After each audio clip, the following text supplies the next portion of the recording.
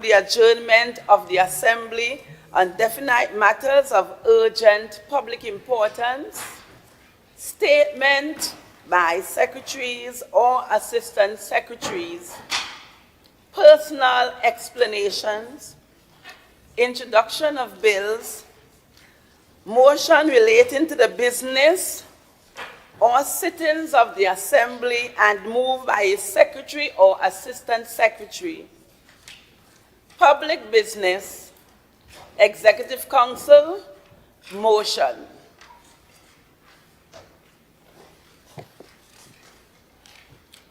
Chief Secretary or Secretary of Finance, Trade and the Economy.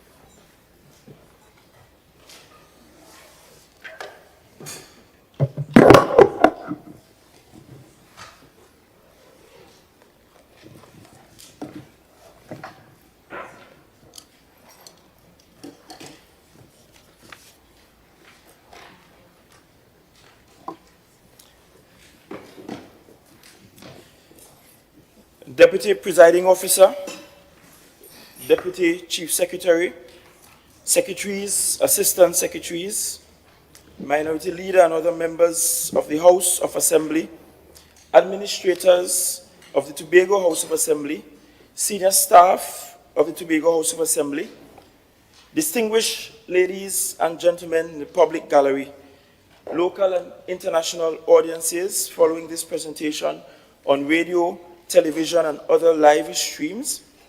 Members of the media, good morning. Deputy Presiding Officer, it is a humbling honor for me to present the third budget, which is likely to be my last as Secretary of Finance, Trade and the Economy of this administration before this distinguished House. As you know, the budget statement is a legislative mandate under Section 41 of the Tobago House of Assembly Act 40 of 1996. Deputy Presiding Officer, the budget statement of the Tobago House of Assembly is a very important policy statement of expressed socio-economic intent for the ensuing fiscal year. It presents the objectives and the programs with their associated projects and initiatives strategically selected and designed to effect desired outcomes. Even more importantly, it establishes the estimated expenditure that is circulated as necessary to fund the operations of the Tobago House of Assembly and its estimated revenues for the fiscal year 2025. As I mentioned in my previous statements, and as I will do here again for emphasis, the existing constitutional arrangements and the fiscal and budgetary legislative frameworks deny Tobago access to the resources and the legislative instruments necessary for the development of the island and its people. It is the unpleasant experiences of this demonstrative denial from since 1962, even before the Assembly was re-established, that have kept Tobagonians fighting from generation to generation for constitutional transformation. This is because our current colonial constitution inhumanely provides for the central government to determine and control virtually every aspect of Tobago's social and economic development. Deputy Presiding Officer, more will be said on that matter later. We present this budget at a juncture in the tenure of this administration. We have been in office for about 2.5 years now, and the time is opportune for me to share some reflections on our successes, our key challenges, and the path we need to take going forward for our island to become the greatest little island on the planet. Deputy Presiding Officer, this is the underlying philosophy which shapes today's budget presentation. Today's budget presentation takes place against the backdrop of an intricate tapestry of global affairs in which the threads of peace and economic development are tightly interwoven, each influencing the other to shape the world we live in. However, lately, the canvas has been both tarnished with bloody wars, gun violence, and murders, and overshadowed by global economic challenges. On the front of global peace, the ongoing Israeli-Palestinian Gaza war has left thousands of men, women, and children dead, and tens of thousands more mutilated, and millions displaced, perpetuating a cycle of violence and despair with no clear end in sight, while the international community looks on seemingly helpless.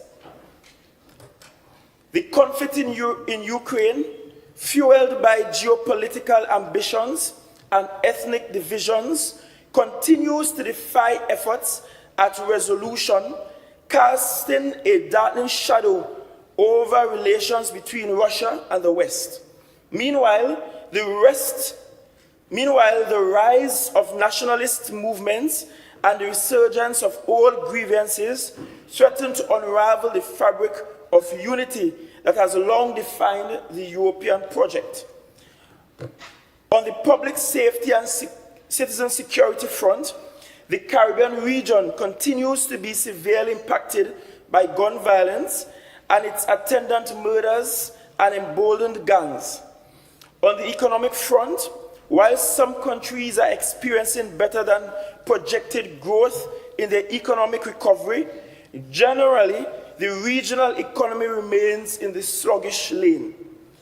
Domestically, Mr. Deputy Presiding Officer, we continue to be battered by rising gun violence, gang-related murders, and an economy that is yet to find its development space and trajectory post-COVID-19.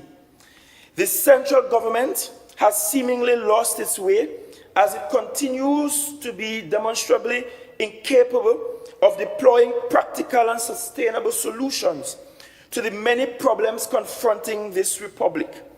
More pertinently, it is wantonly opposed to providing a reasonable, fair, and just share of the national resources to the Tobago House of Assembly.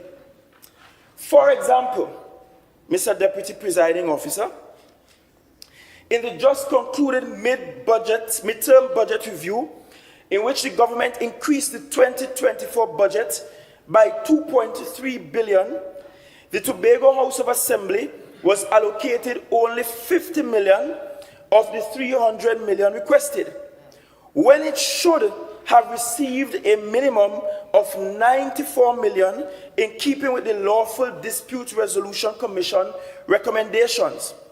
This behavior can now be classified under the new criminal code as budgetary attrition 101.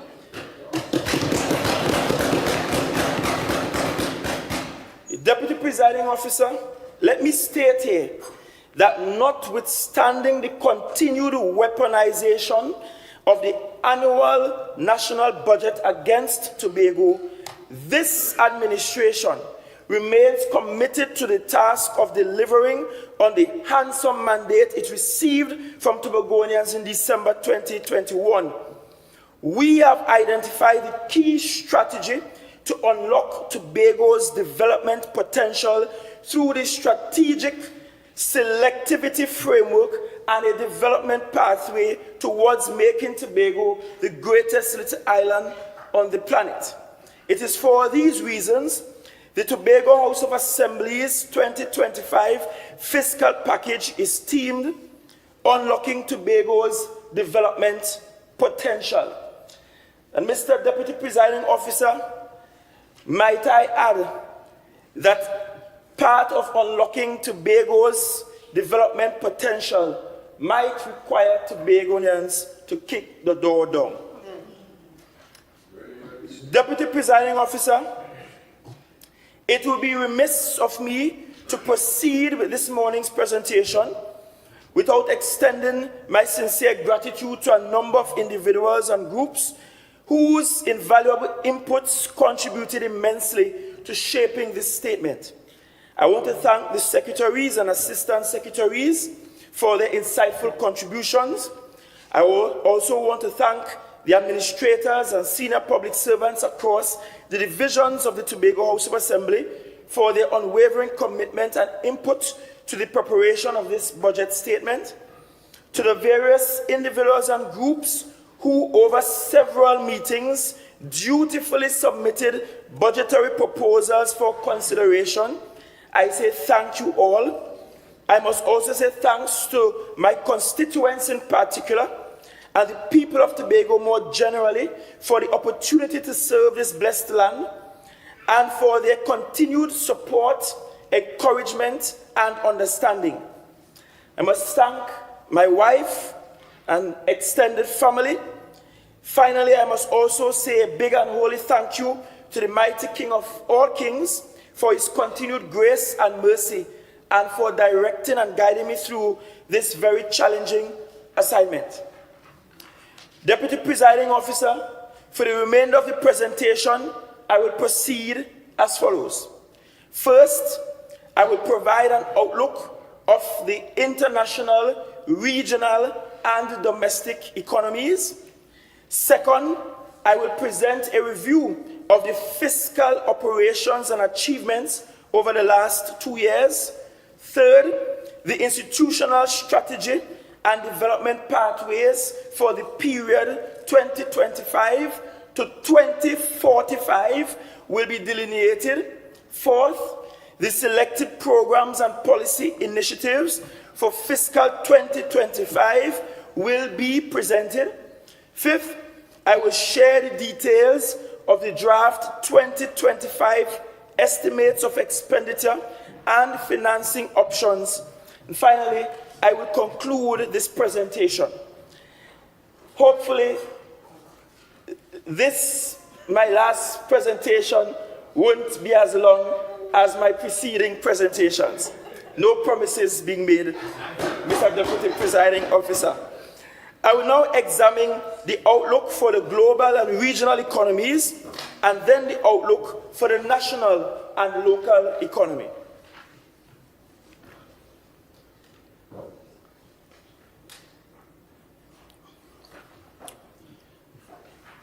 Madam Presiding Officer, Mr. Deputy Presiding Officer, so accustomed to a beautiful face. Mr. Deputy Presiding Officer, Tobago's development challenges cannot be viewed in isolation, since the island is part of a small, open twin island state, which is itself connected to the rest of the world by trade. We must therefore scan the global economy for a good understanding of the economic projects in the year ahead. According to the International Monetary Fund, the global economy has shown resilience in the face of challenges and supply chain disruptions as food and energy crises resulted from the Russia-Ukraine conflict on the heels of similar disruptions during the pandemic. Global inflation has been trending downwards owing to the extensive monetary tightening, easing of supply chain restrictions, and a decline in China's export prices. Consequently, a global growth in outputs of 3.2% has been forecasted for the end of 2024 and continuing into 2025.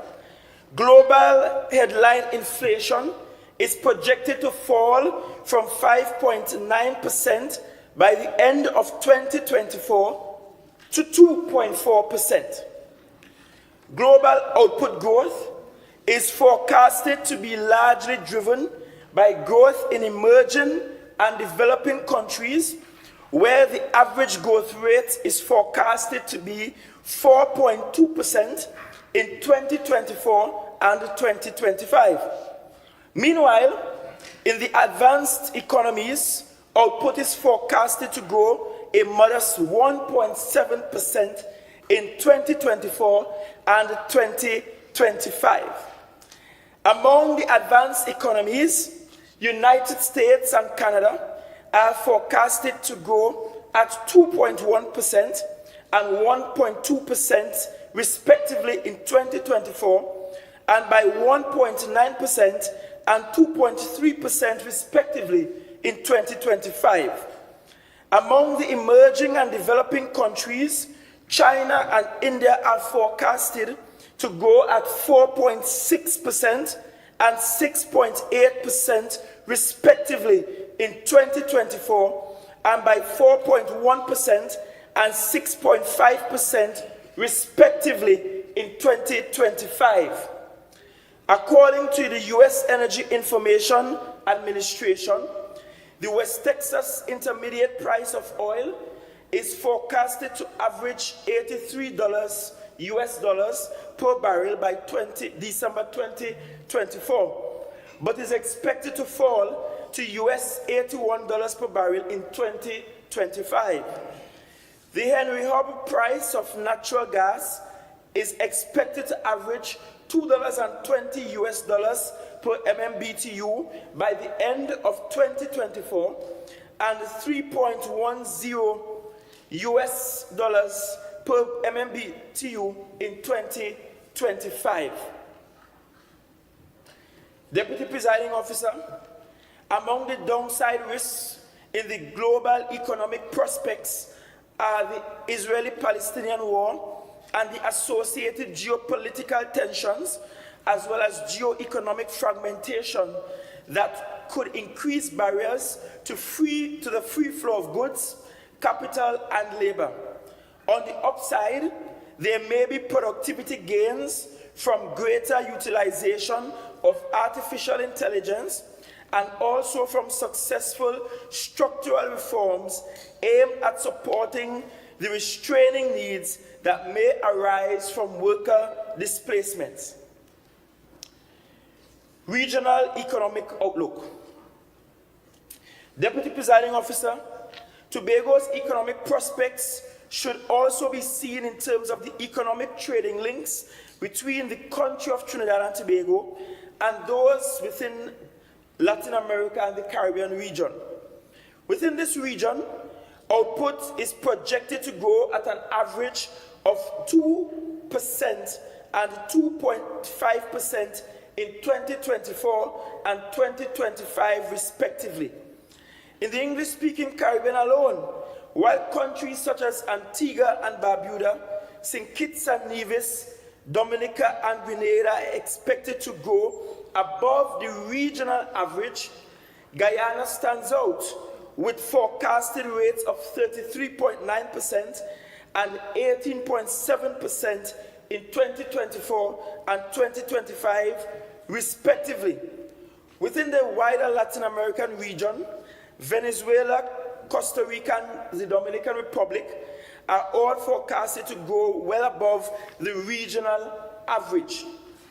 The post-pandemic recovery of tourism in the Caribbean is expected to continue, and remittance flow is also expected to remain positive in the short to medium term.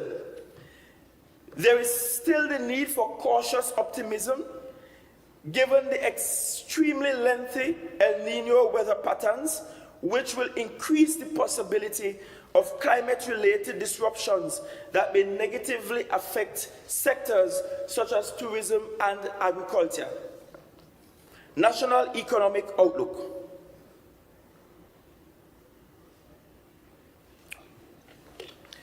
Deputy Presiding Officer, the national outlook is extremely important for us in Tobago since our budgetary allocation is derived from government transfers and because of the importance of a healthy economic outlook in the nation on tourism in the island of Tobago. Not unlike the last fiscal year, the outlook for the national economy shows mixed economic fortunes for the energy and non-energy sectors. The Central Bank of Trinidad and Tobago, in its economic bulletin of January 2024, reported robust growth in the non-energy sector, but more subdued energy sector activity. Growth in the non-energy sector was led by wholesale and retail trade, excluding energy, transport and storage, and the construction subsectors. Within the energy sector, however, there were declines in the crude oil and gas outputs and also in the production of energy commodities such as methanol, ammonia, and liquefied natural gas. The country's gross official reserves as at the end of December 2023 stands at US $6.3 billion, which represents about 7.8 months of import cover. Let me repeat that, because this is important. The country's gross official reserves as at the end of December 2023 stood at US $6.3 billion, which represents about 7.8 months of import cover. The Central Statistical Office recorded an average unemployment rate of 3.9% in 2023. By March 2024, headline inflation stood at an average of 0.8%, while core inflation stood at 1%. The central bank has maintained a repo rate at 3.5%, aimed at keeping domestic inflation in check. With subdued economic activity in the energy sector, the buoyancy of the non-energy sector could be expected to continue to drive the domestic economy over the short to medium term. Local economic outlook. Deputy Presiding Officer, the most recent survey of business establishments conducted by the Division of Finance, Trade and Economy for Tobago suggests that the Tobago GDP at constant prices rose from 1.65 billion in 2022 to 1.66 billion in 2023, an increase of about 1%. The state sector continues to dominate, accounting for 45% of Tobago's GDP in 2023. Finance, insurance, real estate, and business services accounted for about 27%. Tourism contributed about 13%. Transport, storage, and communication accounted for approximately 4%. Construction and quarrying also contributed about 4%. And agriculture and manufacturing contributed about 2%. The last labor market statistics for Tobago available from the CSO indicated for the fourth quarter in 2023, the rate of unemployment in Tobago was about 3%, marginally lower than the national unemployment rate of 4%. Approximately 60% of the labor force in Tobago was employed by the state sector, with the private sector employing about 40%. By contrast, nationally, 24% of the labor force was employed by the state sector, with the private sector employing about 76%. Note the difference. Moreover, the share of the labor force in Tobago with tertiary education as the highest level of attainment was 23%. The share with secondary education as the highest level was 60%, and the share with primary education as the highest level was about 17%. The labor market data for Tobago is largely in keeping with its historical patterns.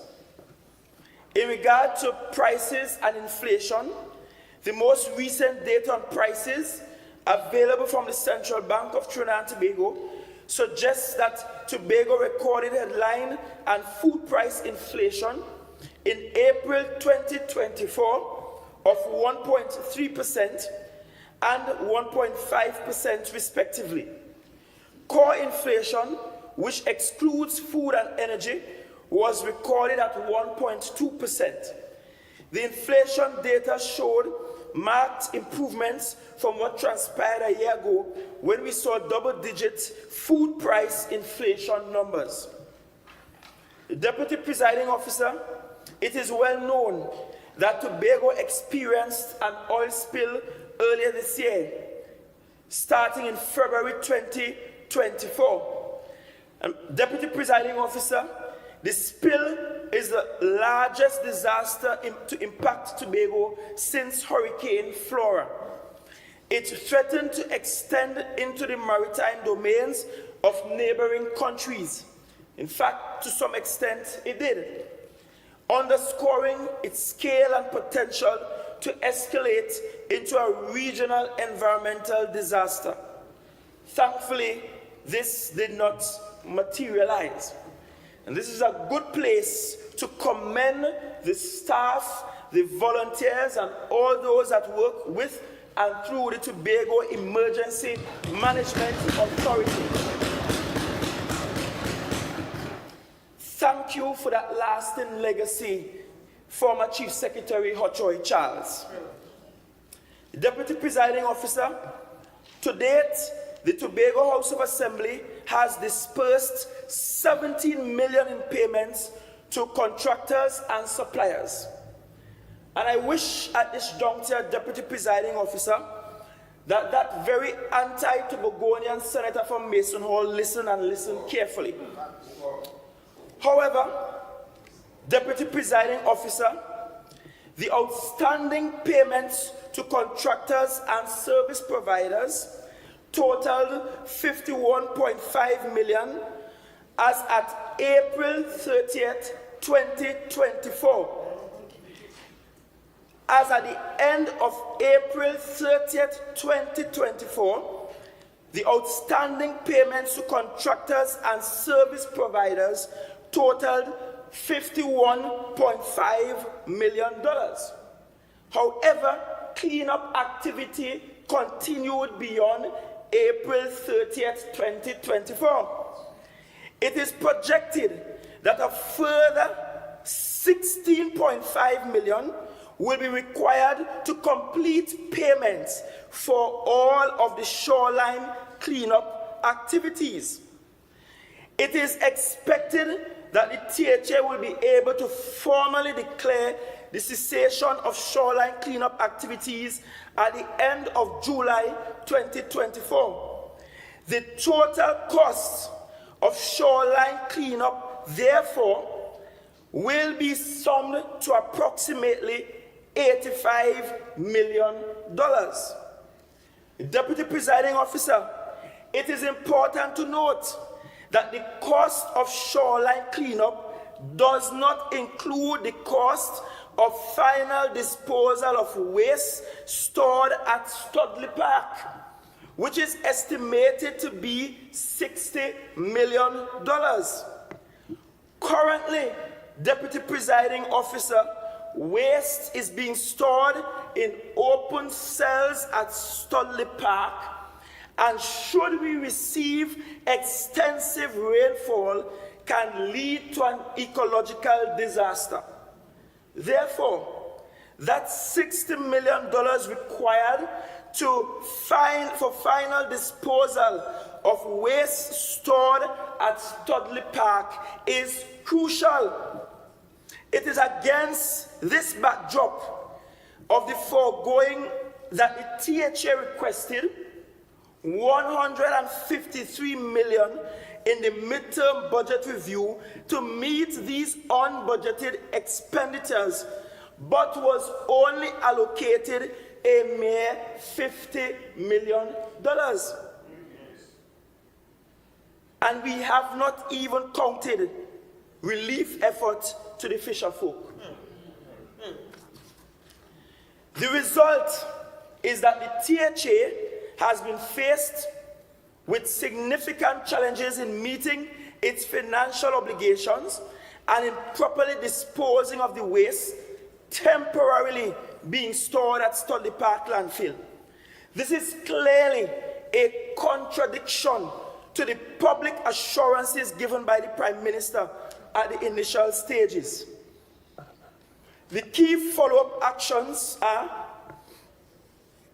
1, assessment and economic valuation of the environmental damage. 2, evaluation of the socio-economic impact. 3, re-evaluation of the disposal of waste at Studley Park. And 4, environmental research and restoration. Undoubtedly, Mr. Deputy Presiding Officer, these activities will attract significant cost implications to the THA, which at this point have not been fully quantified. And this exacerbates the gravity of the situation. Deputy Presiding Officer, the foregoing international, regional, national and local socio-economic environments represent the context in which we have framed our policy priorities and budgetary estimates for the THA for fiscal 2025. I now turn my attention to highlighting some of the key achievements of this administration. And I have been warned by my advisors not to list all and to leave some for the secretaries in the debate. But I'll try my best. This administration has been in office for 2 years and 6 months. We thought it opportune at this juncture to review our achievements and examine our challenges as we continue to chart the way forward towards creating the greatest little island on the planet. We are proud of what we were able to achieve despite obstacles and what I would call pure, unadulterated fight down, bad mind, and pure wickedness and spite at everything. This is not just the central government, it is central government controlled agencies or our outdated constitutional arrangements or opponents from the other side or their misguided allies in Tobago. But we are not fazed. Whatever they do, we will ensure that we succeed. Whatever they do, they will not successfully stand in the way of Tobago's development. True. This is my solemn promise to the people of Tobago. Tobago shall overcome. And Tobago shall prevail. Not any other entity which shall remain nameless shall stop Tobago's journey to success. The journey thus far has been very interesting and revealing. There have been numerous discoveries, learnings, and insights which have better prepared us for the journey ahead. There was a whole lot of mess on aisle 8 to clean up, but this administration is the administration of cleaning up the mess that others left behind. This administration is the administration of completing where others prove to be incompetent.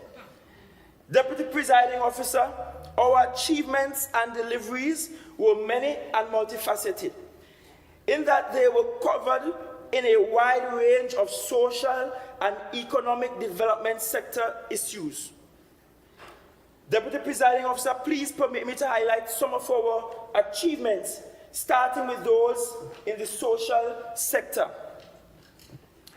We commissioned and commenced operations at the Roxborough Hospital, taking tertiary level care directly to Tobagonians in the east and northeast of the island. And I'm happy to announce that even as we speak, we are preparing for external examination and analysis of our processes at Roxborough, so that by the time we get to September 1, Roxborough will be 24 hours. We increased speech and language therapy sessions for Tobago children by 41%. We reintroduced vascular access surgeries from the 24th of January this year, and to date we have completed 48 cases. We increased the threshold of the emergency food card from $500 to a maximum of $1,500, dependent on the size of the cardholder's family. And guess what? Successful applicants no longer have to reapply every month. They receive benefits in 3-month tranches for a maximum of 1 year of food supplementation. Funeral assistance went up from $7,000 to $10,000. The REACH grant went up by 100% from $7,500 to $15,000. 1,310 cataract surgeries were successfully performed in phases 1 and 2, reducing the cataract backlog, with an additional 700 surgeries carried to be done in phase 3, which started on June 10th, 2024. Mr. Deputy Presiding Officer, we are ensuring that all Tobagonians can see and see clearly. Because a clear-sighted Tobagonian will never see the PNM. We successfully completed upgrade and repair works to 54 primary schools and secondary schools to the tune of $70 million under the annual school repair program, and that is more than any other administration has ever spent in 2.5 years. We provided financial assistance to 71 new tertiary level students and continued assistance to 51 students. Repeat that. So we started financial assistance with 71 new tertiary level students, and we continued to provide assistance to 51 students under the financial assistance program to the tune of $2.6 million. While they are closing the gate, we are keeping it open for Tobago students. We distributed 1,072 computers and tablets to students and teachers at primary and secondary schools. We exposed over 450 persons to the World of Work program through the Youth Department and the Youth Energized for Success program. We distributed approximately $25 million in grants and subsidies through the Home Improvement Program, which is the most ever spent in a 2-year period on this program. We distributed over 140 parcels of land at developments including Bleming, Boko, Belgarden, Castara, Corland, and Kilgwin. And Mr. Deputy Presiding Officer, if you should check the inherited average number of parcels given per year, it stood at 11, with 140 parcels in 2 years. Do the maths. We are way above the inherited average. Over 75 persons benefited from over $3 million for roof repairs in a partnership between the Tobago House of Assembly and Habitat for Humanity.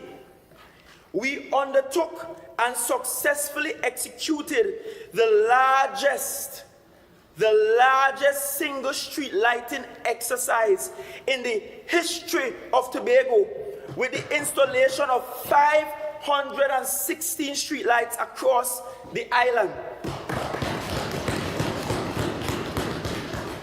And that includes a whopping 113 between Kings Bay and Camberton in Shallaville, which was in total darkness for hundreds of years.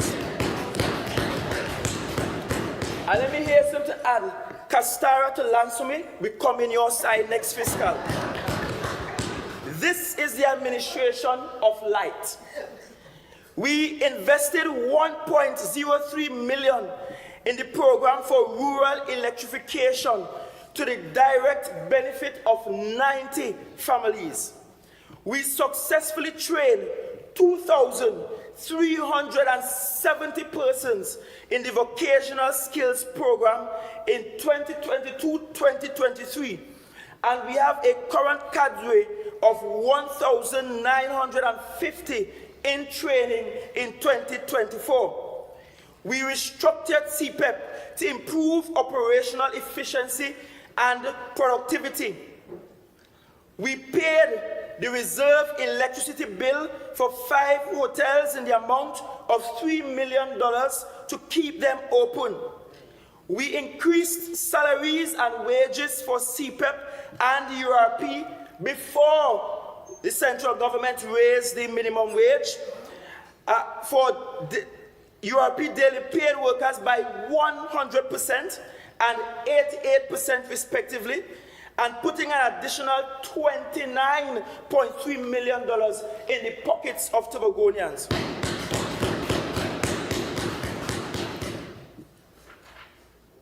We employed 800 persons on a rotating basis in the Division of Infrastructure, Quarries and Urban Development, and going forward, we intend on converting these to full-time jobs.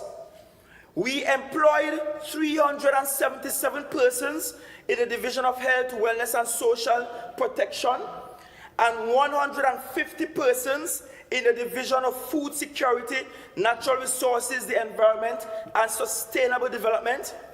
Additionally, we increased the wages of the reforestation program and reforestation workers, and for the first time, the reforestation workers can say that their NIS payments are up to date. We also saw increased number of cruise passengers from 46,864 in 2022-2023 to 103,838 in 2023-2024, an increase of a whopping 121%. And Mr. Deputy Presiding Officer, I will resist the urge to compare the figures between 2022 to 2024 and what we saw in 2019 pre-COVID. I will leave some of that bang and spark for the Secretary of Tourism to present, because the numbers are trending upwards. We have invested 36.1 million under the Tourism Accommodation Relief Grants Program to the benefit of 124 applicants. 5 million under the Tourism Accommodation Upgrade Program to the benefit of 46 applicants.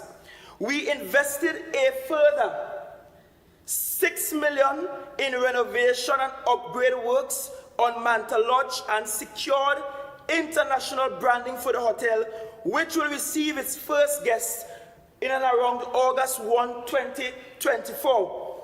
Deputy Presiding Officer, this is 6 million in additional works after Udicott hand over the key for the hotel. The Secretary will talk about what we received. We introduced and successfully hosted Tobago Carnival in October 2022 and 2023, successfully negotiated the resumption of the Condor flights from Germany to Tobago, improved operational efficiency at Tractor Pool with the acquisition of 6-wheeled tractors and excavator, a trailer truck, a bucket truck, a dump truck, thereby clearing the backlog of farmers who are awaiting these services. The Deputy Presiding Officer, imagine we had persons waiting for as long as 10 years for services from Tractor Pool. But again, this is the administration of cleaning up mess. In the area of physical and social infrastructure development, we delivered the following, among others. The Smithfield to Dutchford Connector Road, which they bad talk and have to drive on now.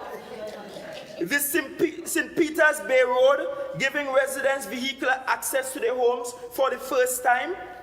The connector road from Lamy Road to Roxborough, and we have started another road in that area to provide access to farmers. Resurfacing of All Fields Road, the repairs to the Little Tobago Jetty, Main House and Pagoda rehabilitation projects. Refurbishment and upgrade of the prison in Tobago. Not our function, but we made it our business. Perhaps we're preparing a proper home for some of those who were here before. The Friendship Connector Road, the much talked about Friendship Connector Road, which I'm happy to say will be completed in a few months, and when completed, we will name it after Dr. Murray, Winston Murray. So that all who are traveling to and from the airport, the ANR International Airport, will be reminded of the resilience, the stick-to-itiveness, and the fighter spirit of a Tobagonia. We bridge at Google Patch and other civil works, giving residents in that area vehicular access to their homes. We refurbish and recommission fishing facilities, and the standout one is the one at Studley Park, which is now being utilized fully for the first time by the fisher folk in that area because of a new and enhanced design. Completion of phase 1 of the Palatine Fishing Depot, which had a foundation laid more than a decade ago. Upgrade of the Shore Park Cultural Complex. It is no longer leaking in that building. I'll tell you, we just fixed mess. Deputy Presiding Officer. Renovations of the Color Hall Administrative Complex, now renamed the Hochoy Charles Administrative Complex.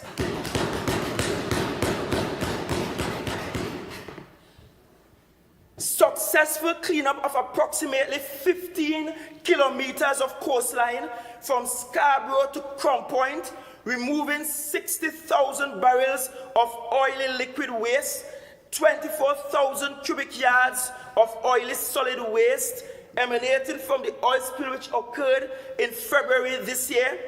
Construction of the Coral and Beach Sport Arena, the first major sporting facility built on this island in over a decade.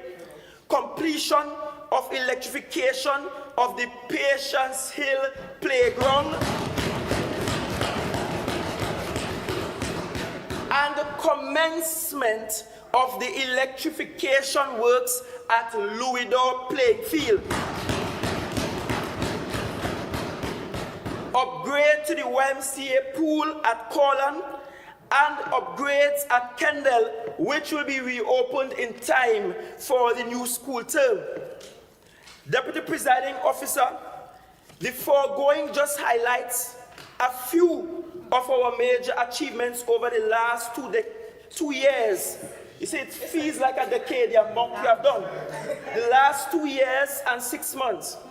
Our achievements are even more noteworthy as they took place in the midst of budgetary attrition, legislative obstacles, and the general lack of support from our unpatriotic opponents and some self-serving social and political commentators with personal agendas.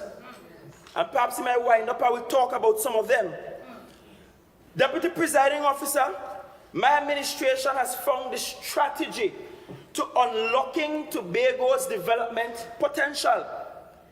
People are asking what was happening all the time.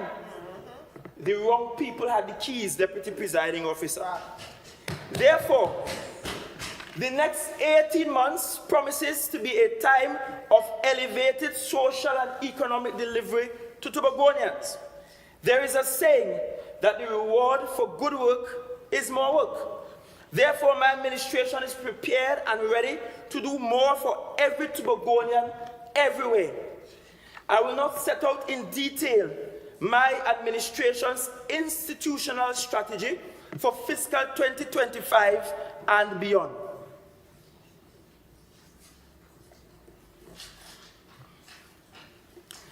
Madam Presiding Officer, our selected Mr. Deputy Presiding Officer, our selected institutional strategy for fiscal 2025 and beyond and the associated priorities were determined from a series of technical reviews and analyses of development plans prepared for Tobago from the mid-1960s, long before I was a thought to Linan Jundi. The records have shown that at least 11 development plans were prepared that focus entirely on Tobago's social, economic, and spatial development. The last two were done in 2005 and 2010. The review revealed that in the main, the plans addressed fundamental social and economic issues and matters related to the lack of civic infrastructure. Sadly, many of these issues persist today. Although a lot has changed since then, many of the recommendations are still germane to some of the key development issues facing Tobago today. For example, Deputy Presiding Officer, the 1965 plan that was prepared following the devastation of Hurricane Flora in 1963 recommended improvements to Tobago's security infrastructure by the construction of police stations, one in Plymouth, one between Scarborough and Roxborough, one along the north side coast that is still being serviced by the Moray Police Station. These remain part of the 90% of the recommendations of all the plans that were not implemented. Deputy Presiding Officer, the review were also greatly impacted by the everyday reasons that gave urgency to the need for a technically sound institutional strategy and development framework that will unlock the island's true development potential, thereby putting Tobago on a sustainable and resilient pathway to becoming the greatest little island on the planet. This is what gave rise to the budget theme for fiscal 2025, unlocking Tobago's development potential. The keys that will unlock Tobago's development potential come naturally from the findings of the technical review and analysis conducted on all the development plans for the island, the everyday reasons, and the interceding annual budgetary work plans. The findings, as mentioned earlier, reveal that the provisions and development prescriptions are all in the main still relevant today. These findings are significant given the call from many quarters for a new Tobago development plan, the last one having expired in 2017. Tobago is not void of development plans. What is evidently missing is the capacity and capability to effectively and efficiently implement the development prescriptions over the past 6+ decades. This continues to manifest as an implementation deficit up to today on account of the financial, administrative, and technical limitations, as well as the legislative constraints that continue to define Tobago. Therefore, Mr. Deputy Presiding Officer, what is urgently needed is a technically sound and rational institutional strategy designed and engineered to enhance and elevate implementation across Tobago's social and economic development ecosystem. My administration has taken the informed decision to pursue Tobago's development within the strategic selectivity institutional framework. In the landscape of development, where resources are often limited and challenges abound, the concept of strategic selectivity presents itself as a guiding principle for crafting effective development strategies. In essence, strategic selectivity speaks to the development of a practical and scientific methodology of selecting where to allocate resources, interventions, and efforts to maximize impact and sustainability. It's about prioritizing development programs, projects, and sectors based on impact, scale, pace, and most importantly, the available financial and institutional resources. Therefore, selectivity can be viewed as a natural outcome of a carefully constructed output-based budgeting optimization model that acknowledges the interconnectedness and complexity of our development issues linked to our overall goal of making Tobago the greatest little island on the planet. Deputy Presiding Officer, this administration views strategic selectivity as very critical to the overall development outcomes being pursued to positively impact the lives and well-beings of Tobagonians. Research reveals that the strategic selectivity model has been used successfully by multilateral development agencies such as the World Bank Group in countries with significant and persistent resource constraints. As such, selectivity can be developed as a key strategy in Tobago, where our development needs are great compared to the financial resources that are made available through the national budget. Relatedly, at its core, strategic selectivity requires a deep understanding of the context in which development interventions have to operate. It requires critical consideration of factors such as socio-economic dynamics, political landscape, cultural norms, environmental conditions, and in Tobago's specific case, our colonial constitution. Deputy Presiding Officer, it is worth mentioning here that a technical analysis of the development projects and programs on the books of the THA revealed that currently there are 406 projects in the public sector investment program. 406. In fiscal 2024 PSIP, the Tobago House of Assembly was allocated 260 million for 370 projects. The remaining 36 projects received no allocation. Of the 370 projects that received an allocation, 366 were ongoing and 4 were new proposals. And the 366 that were ongoing because of insufficient allocations over the years. Deputy Presiding Officer, the message in these observations, coupled with the everyday administrative limitations and human resources capacity challenges that we have been recording, is that reducing the number of projects is an urgent development priority for Tobago. We don't want to, but we have to. One of the fundamental aspects of strategic selectivity is the recognition that all of our problems cannot be addressed at the same time, nor can they be treated with equal intensity. Therefore, Mr. Deputy Presiding Officer, selectivity advocates for focusing on high priority areas where program interventions are likely to impact broader positive transformation and change.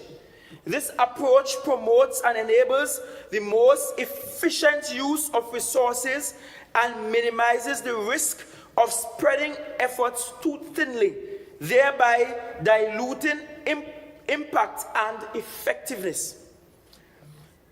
Therefore, our calculated intent is to incrementally reduce the number of projects from fiscal 2025 and realign them based on impact, scale, and pace, thereby systematically unlocking Tobago's development potential.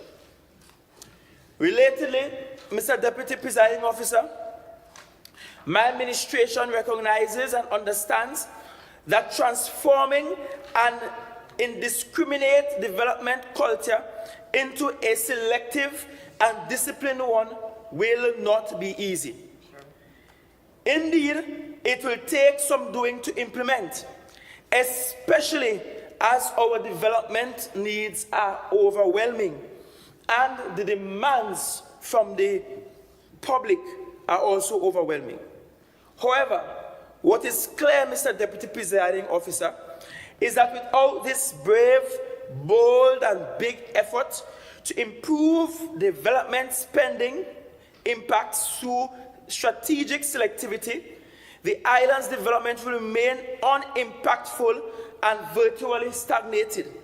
Therefore, our drive is to institutionalize strategic selectivity by deliberately doing fewer but larger program operations that would effectively leverage the resources of the THA and those of our development partners, thereby delivering greater and much improved benefits to Tobagonians.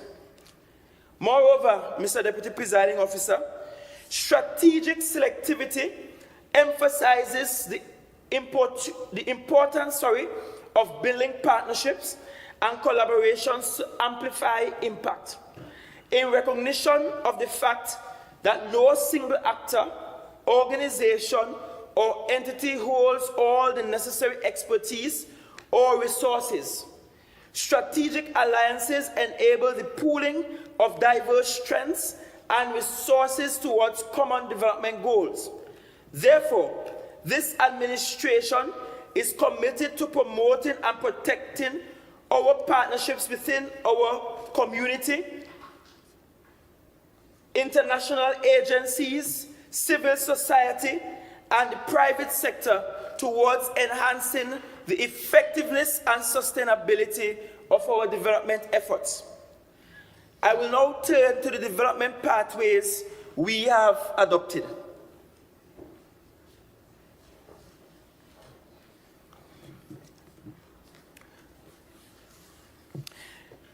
Mr. Deputy Presiding Officer, strategic selectivity promotes the significance of adaptability and flexibility in development strategies.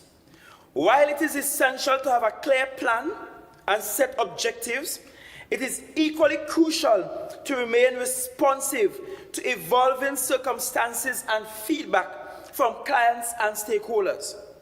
This means that we must be willing to adjust priorities, reallocate resources, and pivot strategies based on new information and the changing dynamics on the ground. Therefore, coupled with our deployment of the selectivity framework, my administration commissioned the development of a strategic targeted development program,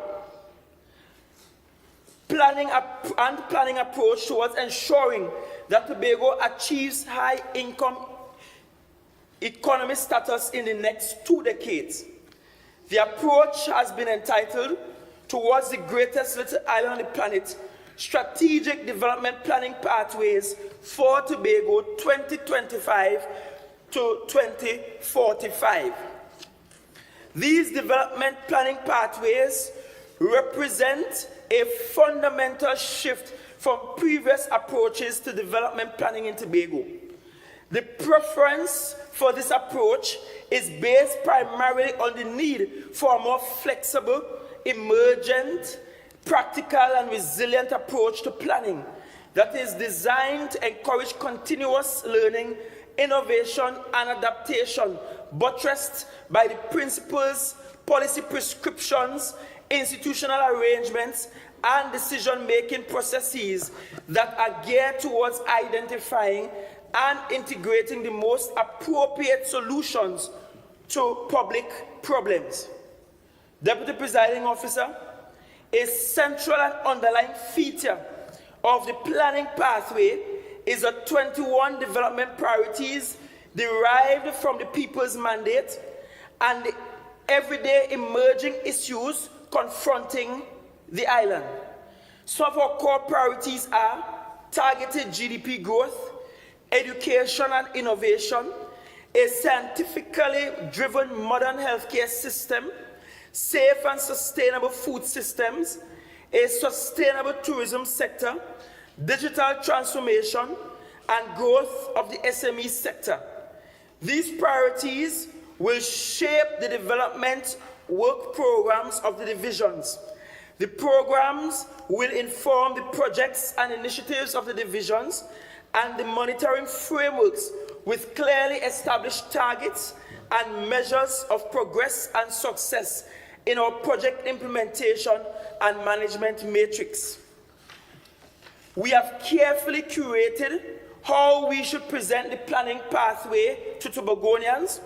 We are mindful that we are planning in the most technologically advanced and fluid era in the history of modern man.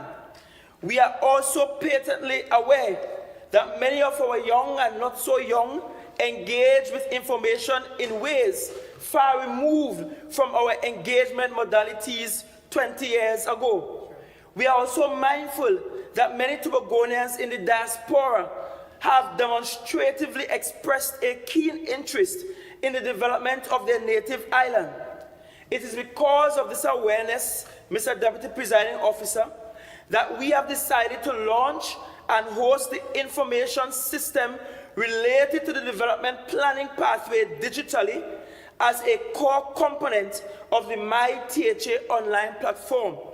The online portal will allow for every Tobagonian and more generally anyone to sign up for an account to provide real-time feedback on the ideas presented on the website.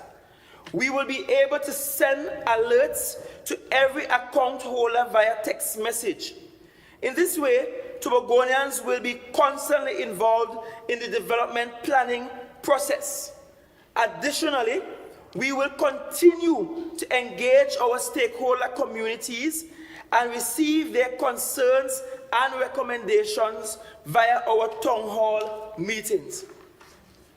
Deputy Presiding Officer, I am pleased to report that with the assistance of the Tobago Information Technology Limited, we have been engaged in building our greatest little island on the planet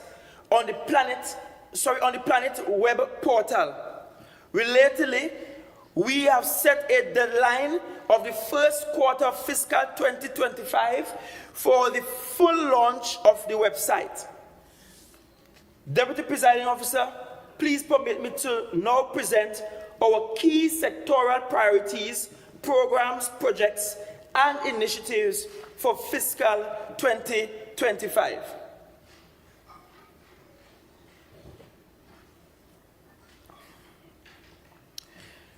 Mr. Deputy Presiding Officer, I will start with the administration's plan to stimulate business development, economic growth, and diversification.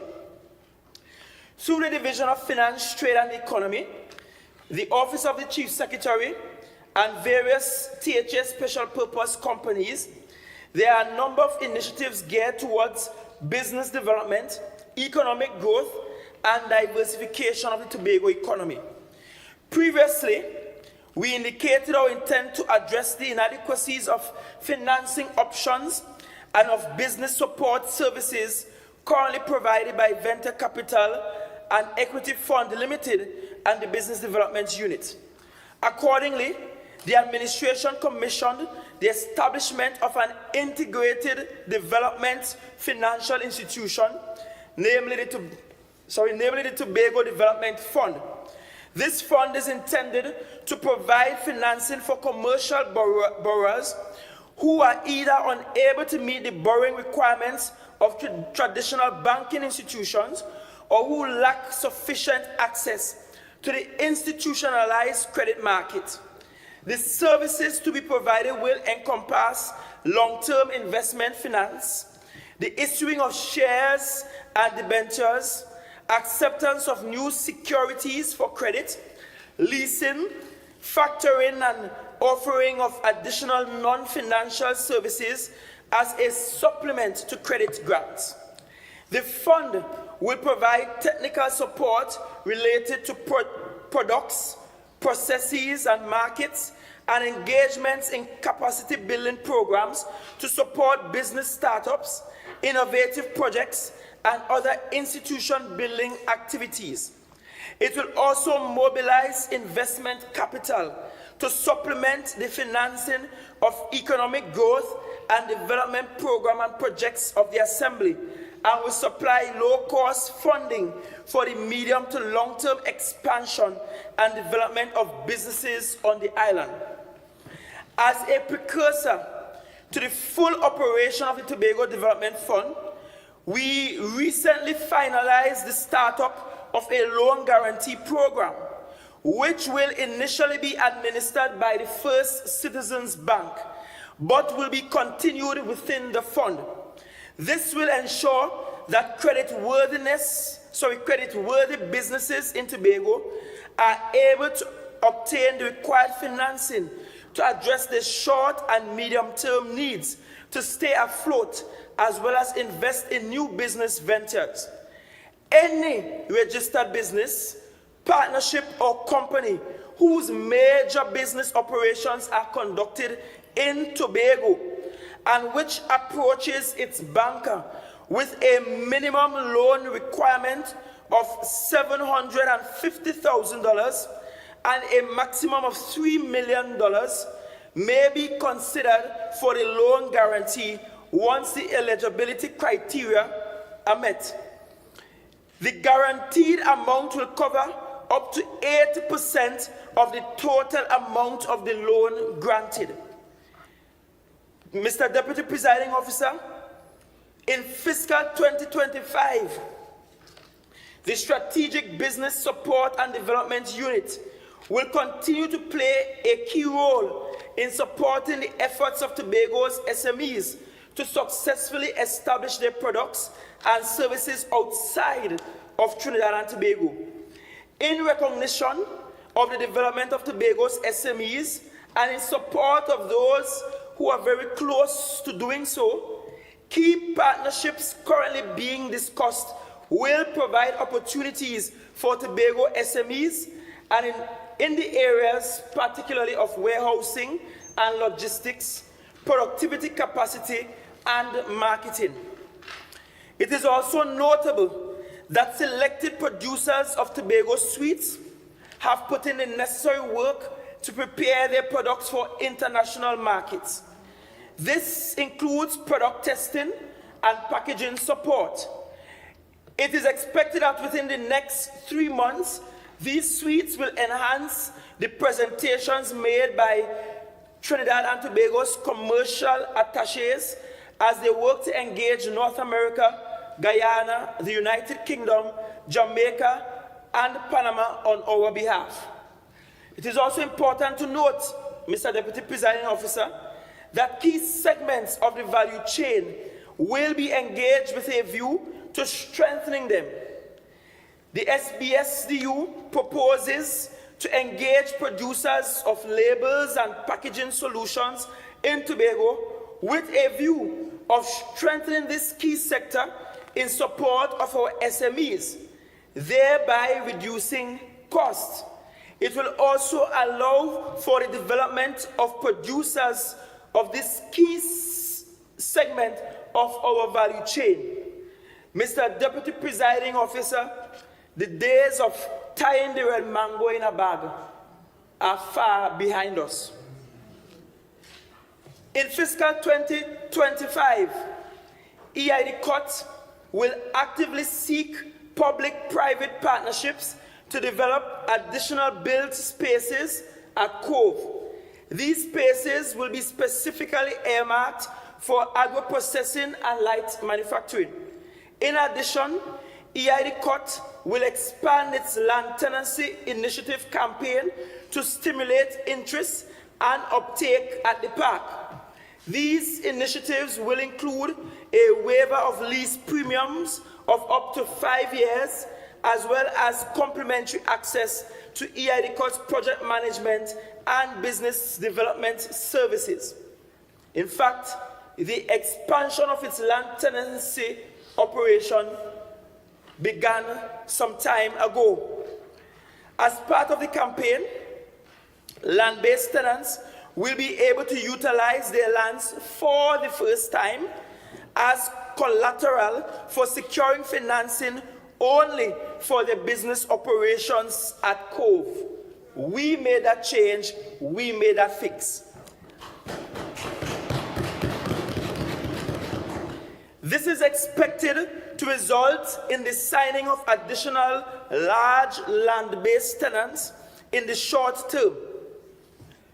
Mr. Deputy Presiding Officer, in fiscal 2025, Studley Park Enterprise Limited is committed to undertaking significant strategic development initiatives aimed at improving profitability, enhancing operational efficiency, and building organizational resilience. These initiatives will create a more robust and sustainable organization capable of adapting to market change or market changes and earning significant foreign currency for Tobago. The underlying strategic objectives are to boost aggregate production and to expand its product portfolio. To meet these strategic objectives, SPEL will undertake the following activities in fiscal 2025. Purchase and install 2 modern crushing plants to enhance aggregate production capacity and efficiency. These new plants will address current and projected supply deficits and reduce operational inefficiencies caused by the consistent repairing of the outdated plants currently being used by SPEL. 2, acquire supporting equipment and machinery such as mobile equipment and maintenance tools needed to maximize the production capacity of the 2 new crushing plants. 3, upgrade the concrete batching plant and the asphalt plant to improve operational efficiency and reduce downtime. 4, establish the infrastructure and acquire the machinery needed to produce bricks and pavers, thereby expanding the product portfolio and tapping into new market segments. Mr. Deputy Presiding Officer, SPEL will use a mix on and off budget financing to give effect to these initiatives in fiscal 2025. The THA, Mr. Deputy Presiding Officer, through its Foreign Direct Investments Unit, now under the Office of the Chief Secretary, aims to foster a diversified, resilient, and sustainable economy by promoting Tobago as a prime investment destination. And we do Google all potential investors. This initiative is expected to drive positive socio-economic transformation for the benefit of the island's residents and future generations. Key focus are film, tourism and hospitality, infrastructure, renewable energy, agribusiness, manufacturing, and innovation. The FDI units will support Tobago's economic development by promoting the growth of these key sectors, creating employment opportunities, and facilitating public-private partnerships to leverage the sector's expertise and resources for successful investment projects. The unit will prioritize investments that align with sustainable development goals, considering environmental, social, and governance factors. Mr. Deputy Presiding Officer, I will now detail some of our plans to strengthen and reform government agencies.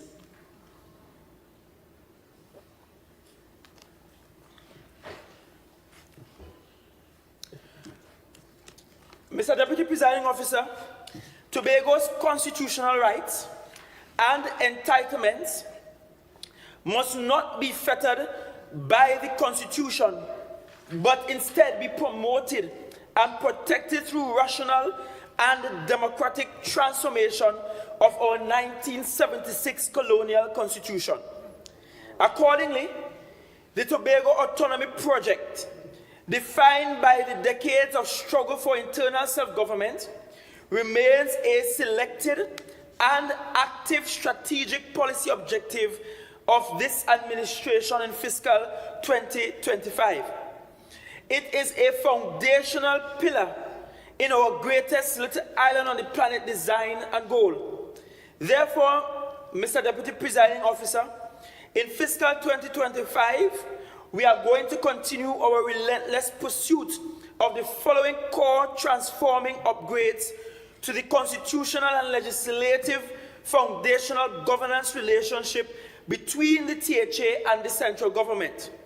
One, and I want to be lucidly clear here, a constitutional definition of Tobago that is in keeping with the United Nations Conventions on the Law of the Sea, UNLCOS,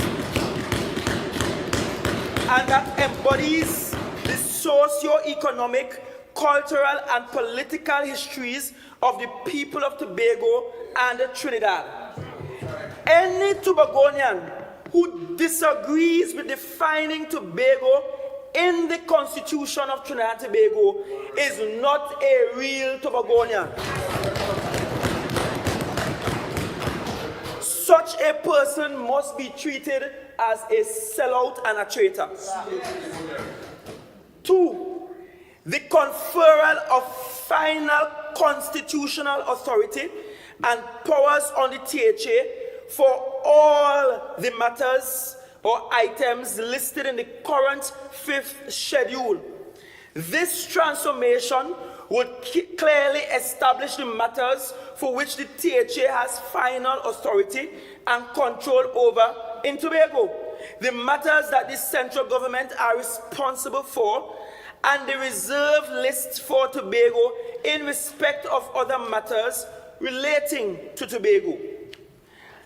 An appropriate transformation of Section 53 of the Constitution by the creation of the Tobago legislature with defined constitutional authority and powers to make laws and associated regulations for the matters for which Tobago and the THA would have final constitutional responsibility and control.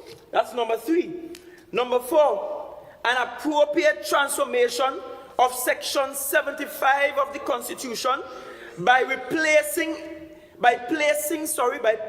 a fetter on the cabinet in relation to the matters for which the Executive Council of the Assembly would have final constitutional authority. 5th, an appropriate transformation of Section 113 of the Constitution to provide for a minimum share for the THA of 8% of the national budget and of any budgetary supplement or of any grants given to the central government for the administration of the country. 5, sorry, that's number 6. Madam Presiding Officer, Mr. Deputy Presiding Officer, we have submitted These and other proposed adjustments to the Constitutional Reform Committee recently established by the central government. And we are saying that while the rest of the country may not be ready for constitutional change, Tobago already long time. Adjacent to this, we will continue to organize, mobilize, and empower Tobagonians and, by extension, the national community on these issues and matters that speak to the urgent need for constitutional reform. Mr. Deputy Presiding Officer, digital transformation also remains a selected high priority policy of this administration. As such, the digitization of the THA through our Tobago online program, of which the My THA project is the first phase, will continue with alacrity. In fiscal 2025, we propose to accelerate the implementation of an integrated financial management information system, or IFMIS, with an interface with our e-tender platform, which was launched earlier this year. It is important to note that the Tobago House of Assembly did everything possible and is ready for its IFMIS. Sure. It is the central government holding back the progress of the THA in this regard. With our e-tender platform, all agencies, companies, divisions, departments of the THA will utilize e-tender as of the end of July 2024. Moreover, our PSIP functions will also be migrated to the digital platform.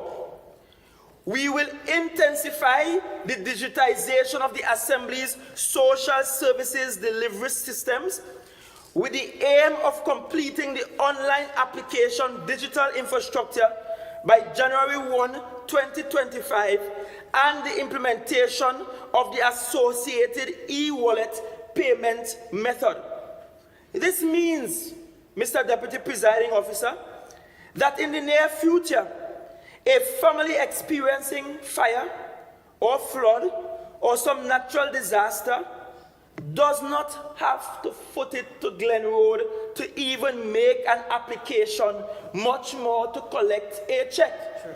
They will stay in the comfort of their neighbor's Wi-Fi, presuming that their Wi-Fi is gone, apply online, receive notification of success online, and receive requisite funding virtually. That is development, Mr. Deputy Presiding Officer. And no other government institution in the country will be as advanced as the THA in this regard. Mr. Deputy Presiding Officer, another focal area for digitization is the health records of the population. As we continue to the deployment of digital applications to the business processes of the Assembly, we will simultaneously equip our public officers with the high-touch skills necessary for the effective and efficient use of same. Please permit me now to speak to the issue of public safety and citizen security. Mr. Deputy Presiding Officer, the protection and promotion of the safety and security of the citizenry is the core responsibility of any government. In this regard, my island government places the public safety and security of Tobagonians at the top of its priorities, because every good thing done will be unsustainable and unproductive in an unsafe, unsecured Tobago. Therefore, we are intensely monitoring the disturbingly increasing trend of gun violence and murders in the island, and we stand prepared to do whatever is necessary to stop this trend. And I'm happy to see the chief in the audience today. Let me repeat this. We stand prepared to do whatever is necessary to stop this trend.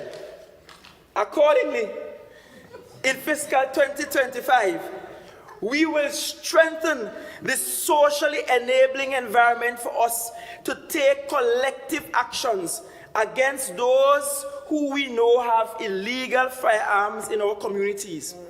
In this regard, the Tobago House of Assembly will do the following. Immediately reinstate the Tobago Community Safety Program with the tagline, "When you are safe, I am safe." The program will be implemented and managed by the Division of Community Development, Youth Development and Sport, and will develop projects in relation to the following. 1. The mobilizing, organizing, and empowering of our communities to collectively and effectively participate in the promotion and management of their safety and security. 2. The establishment of community services support secretariats in all of our community centers and multipurpose facilities. 3. The building of trust and confidence pathways between our communities and law enforcement agencies, which is critical to the call for collective action against gun violence and murders. 4. The development and implementation of co-created community safety plans designed and engineered on the unique risk profile of each community. Next, we will look at community safety rallies and events. And finally, the establishment of a framework for the building of safer communities through environmental designs and the deployment of smart city technologies such as facial recognition. In addition, Mr. Deputy Presiding Officer, in the medium to long term, the THA will establish a Department of Public Safety and Security in the Office of the Chief Secretary. This department will amalgamate all the units, agencies, and departments of the THA that have a core public safety function.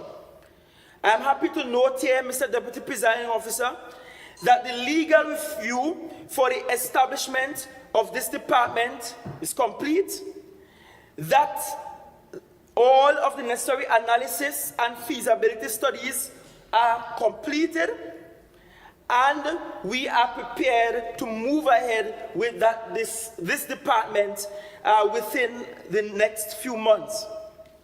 Further, we are increasing our advocacy for the establishment of the THA police, and we completed a legal review to find a pathway for implementation. We are now preparing to do a public safety audit, the findings and discoveries of which will inform the institutional design and operation of the department. Relatedly, Mr. Deputy Presiding Officer, my administration is unconditionally committed to working with our law enforcement agencies to effect whatever fixes are necessary for improving their operational effectiveness and efficiency in Tobago. In this regard, I will continue the ongoing collaborative work with the Office of the Commissioner of Police towards ensuring the continued operational presence of some of the key specialized units on the island. The same will be done with the Trinidad and Tobago Defense Force. Mr. Deputy Presiding Officer, please permit me to now look at our selected strategies for the building of the tourism sector and the orange economy.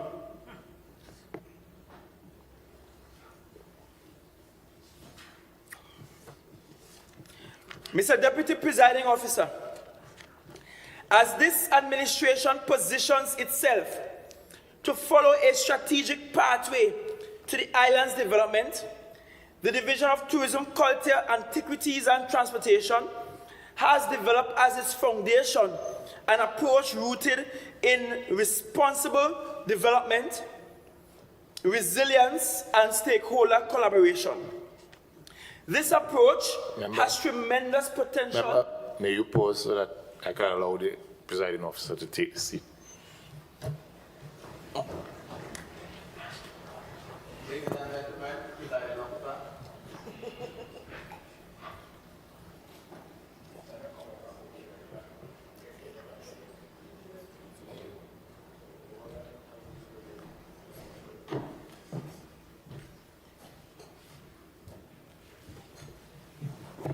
Chief Secretary, have your seats, everyone. Chief Secretary may continue. Thank you, Madam Presiding Officer.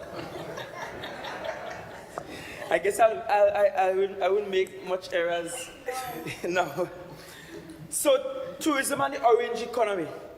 Madam Presiding Officer, as this administration positions itself to follow a strategic pathway to the island's development, the Division of Tourism, Culture, Antiquities and Transportation has developed as its foundation an approach rooted in responsible development, resilience, and stakeholder collaboration. This approach has tremendous potential for impactful socio-economic growth through the development of a well-curated and integrated tourism sector and exploitation of the orange economy. Our selected approach to tourism development involves an elevated focus on issues such as the improvement of tourism infrastructure, product enhancement, airlift, human resource development, and research capacity.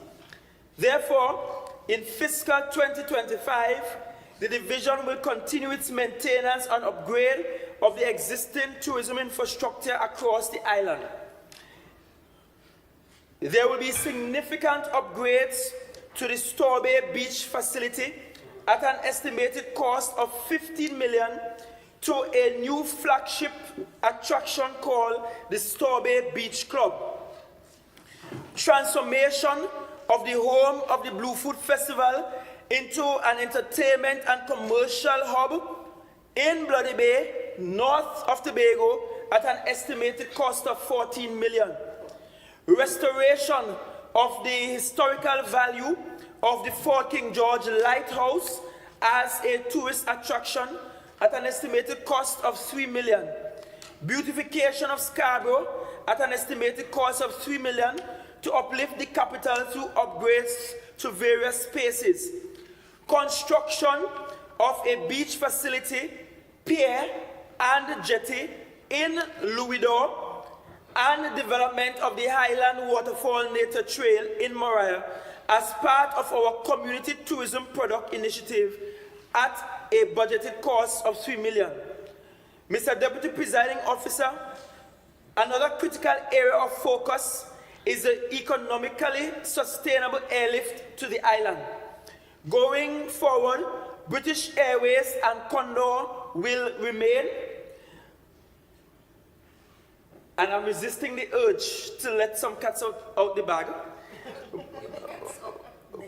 But we will also continue our strategies to attract airlift that will increase our connectivity with North America and the traditionally strong Scandinavian market. We may see as early as July 17th, the launching of new airlift to the island.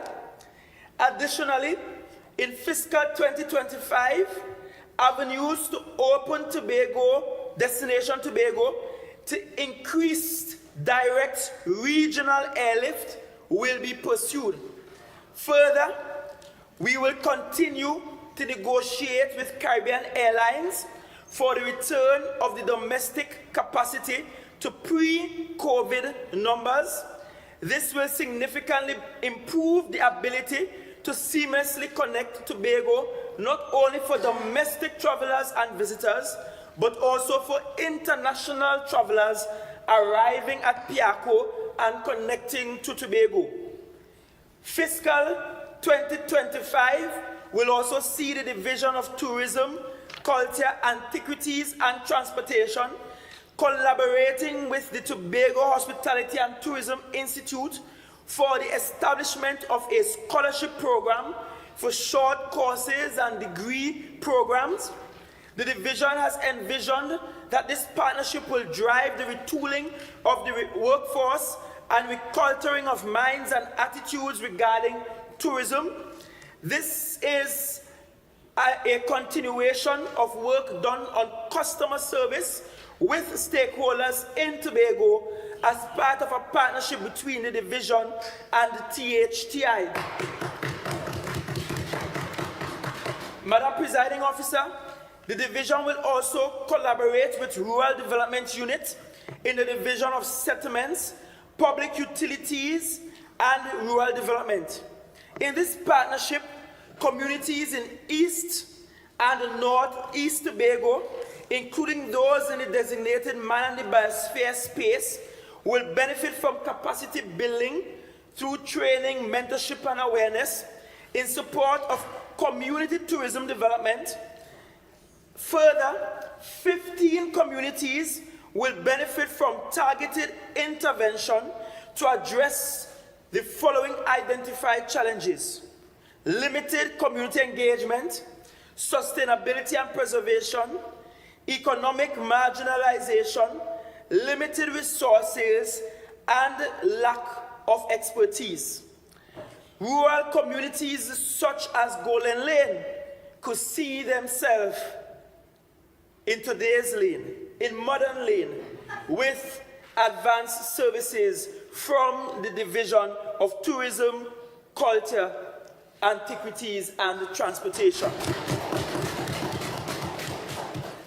Our strategic aim is to empower rural communities to overcome barriers and to unlock their full potential for socio-economic development through a sustainable and thriving tourism sector.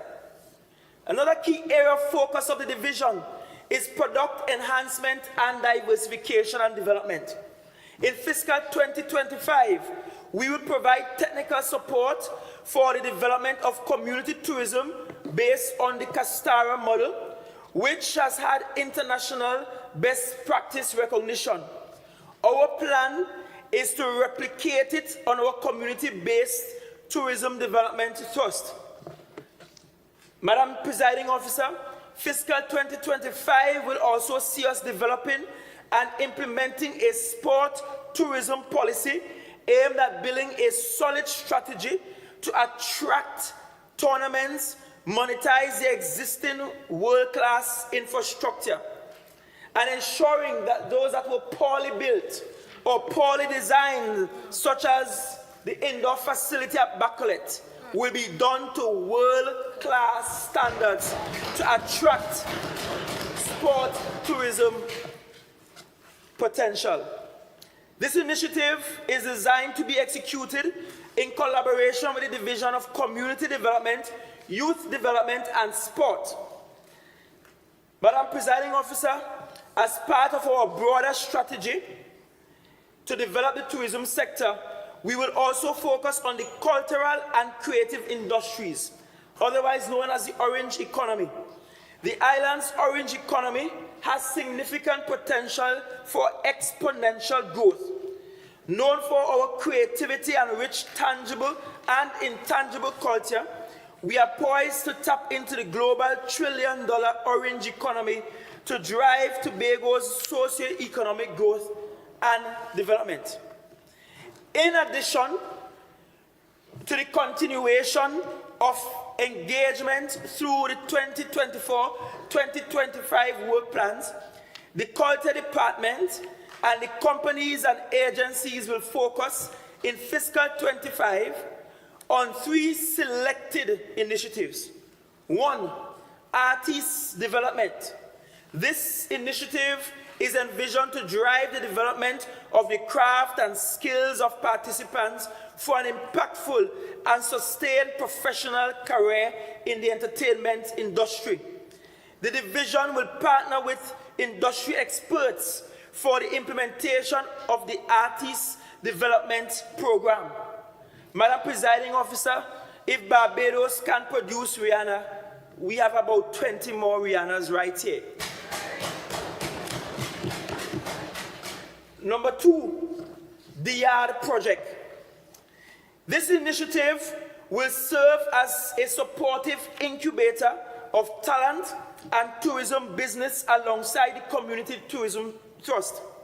The Yard will move across communities to unearth and showcase indigenous talent, local businesses, and tourism assets that are both popular and lesser known. Each yard will be uniquely tailored to fit the community's cultural heritage and historical antecedents. Thirdly, the Tobago Carnival. While I'm at camp, this is developing nicely, I see. The Tobago Carnival. This year will mark the 3rd edition of this event. Last year's version of the carnival was undoubtedly a tremendous success, with tens of thousands of persons from the world over participating. As this event continues to grow and develop, our aim is to ensure that local stakeholders derive greater socio-economic benefits as their capacities continue to improve. Madam Presiding Officer, let me now speak to that which was once dead but is now alive, the agriculture and agro-processing sector.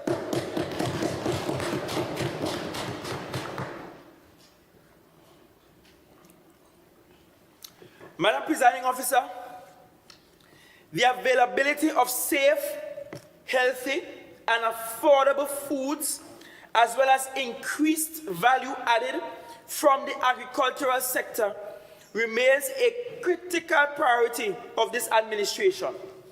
Our strategic and targeted approach to the development of the sector is to increase the share of the agriculture sector GDP to 5% in the next 3 years. Mark that down. Moving to 5% of our GDP in the next 3 years. Our aim is to develop scientifically designed and technologically driven sustainable food systems in Tobago, thereby promoting the uptake of science and technologies in our agriculture practices. If nothing else, the one lesson emanating from COVID-19 pandemic is the need to develop sustainable food supply networks. Madam Presiding Officer, the agriculture sector in Tobago continues to be plagued by some critical challenges that continue to stymie its development. They include the following: predial larceny, pests and diseases, limited application of innovations, new technologies, and climate-smart practices, production inefficiencies and restricted scales of production, land tenure and land preparation limitations, limited product value chain development, and inadequate marketing arrangements. Madam Presiding Officer, these challenges must be addressed if we are to stand any chance of developing sustainable food systems. In fiscal 2025, there are a number of measures aimed at enhancing the island's food security and sovereignty and the development of the agro-processing sector. One of our primary projects is the continued development of the Tobago Agriculture Research Institute, or TARI. TARI aims at building the capacity to use research and scientific knowledge to guide the development of the agriculture sector in Tobago. TARI will continue a wide range of research, training, and certification options to local, regional, and international students. The institution will form collaborations with other local, regional, and international institutions to ensure rigorous academic standards are developed and maintained.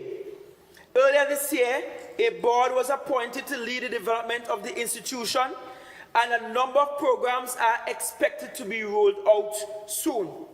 The Kendall Farm School is being repurposed, to house this institute. Madam Presiding Officer, another critical project is the construction of the Mechanical and Agro-Technology Hub. This project is aimed at enhancing the efficiency and reliability of services which now reside at Tractor Pool. The current range of services now offered at Tractor Pool will be expanded to meet the growing needs of farmers in the island.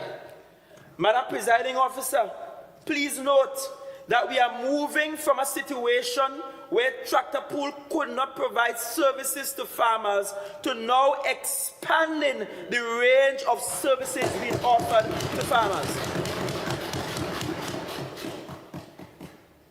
Another key project is the establishment of a modular poultry abattoir in Hope. This abattoir will have the capacity of 3,000 to 6,000 birds per hour and is targeted to stimulate the development of the broiler sector in Tobago. The plant will drive the transformation, enhance efficiency and profitability of the island's broiler poultry industry. Our objective is to increase the share of the local poultry market by the end of 2025. The Tobago Genetic Improvement Project involving small ruminants is an important project under this administration. This project focuses on the continued strengthening and developing of the genetic capacity of small ruminant sector, meaning sheep and goats in Tobago. The island has been recognized for the genetic capacity of its small ruminant sector. There is some potential for the export of these genetic materials and the earning of foreign exchange. An investment of $4 million is proposed for fiscal 2025. Madam Presiding Officer, other initiatives in fiscal 2025 to stimulate the development of the agriculture sector are as follows: construction of shade houses, thereby adopting the use of the technology that promotes intensive farming on small portions of land with very high yields, restarting of the Agricultural Access Road program at a budgeted cost of $32 million. In fact, that has already been restarted. Rehabilitation of cocoa estates with the introduction of solar-powered bird squawker sound deterrent systems to treat with parrots and cockroaches. The squawker sound systems are already on island and are already in use, and we're already planting cocoa all over the island. Establishment of a food hub in Mason Hall at a cost of $1.5 million. Madam Presiding Officer, to ensure greater value added from our agriculture production, we will continue to pursue the integration of and articulation between the island's agriculture sector and its agro-processing industry. Towards this end, in fiscal 2025, we will develop and establish an intermediate agro-processing facility in Louisdor. In fact, let me rephrase that. We will open the intermediate agro-processing facility in Louisdor. This project is already out for tender. This is a modular food processing facility that is designed to have 3 specialized processing areas to meet the diverse needs of agro-processors. One section of the facility will focus on the production of value-added items such as jams, jellies, and sauces for local and regional markets in the first instance. Another area of the operation will focus on increasing the value added of root crops through alternative flour production. The other section will cater for the processing of hams, smoked chickens, and smoked fish. And the hams we're talking about there is probably beef or chicken ham. I'm sure it's not. Just lightening the mood, Madam Presiding Officer.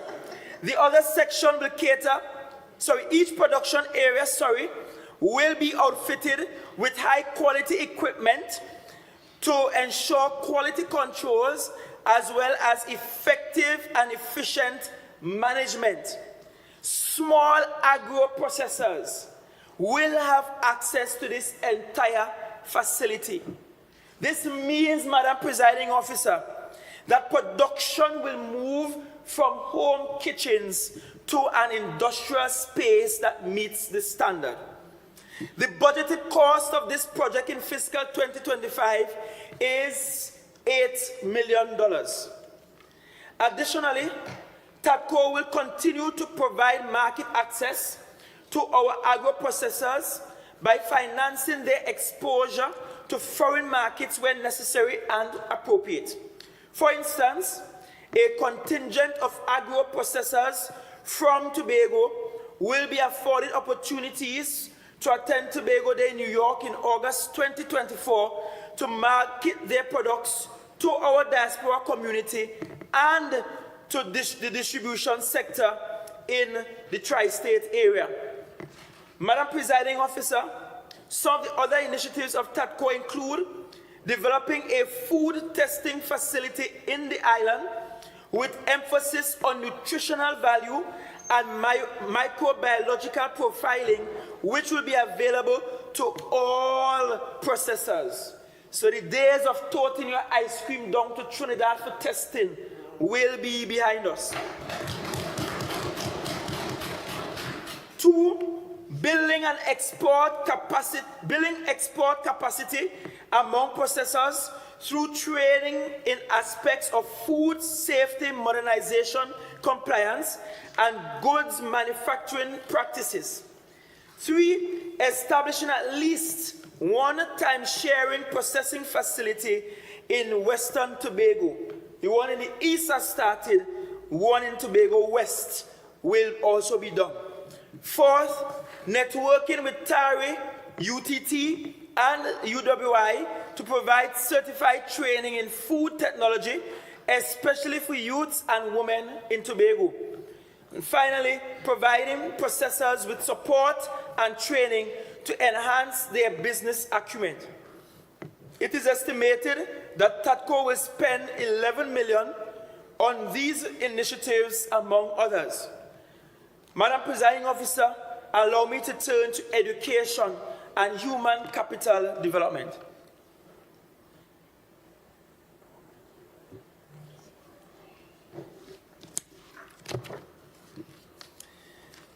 Madam Presiding Officer, education and human capital development continues to be a primary focus of this administration. We are also cognizant of the transformative socio-economic impacts of a highly educated and technically skilled and savvy population.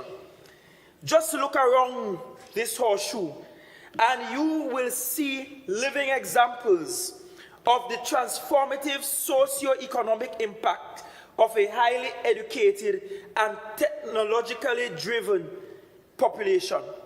In this regard, the Division of Education, Research and Technology will develop and deliver programs and projects designed to ensure the provision of quality education to our population within the formal education system and informal learning through partnerships with the wider community. In fiscal 2025, we propose to incrementally and strategically infuse selected aspects of Tobago's history, culture, heritage, and geopolitics as part of our Tobago Century curriculum rollout.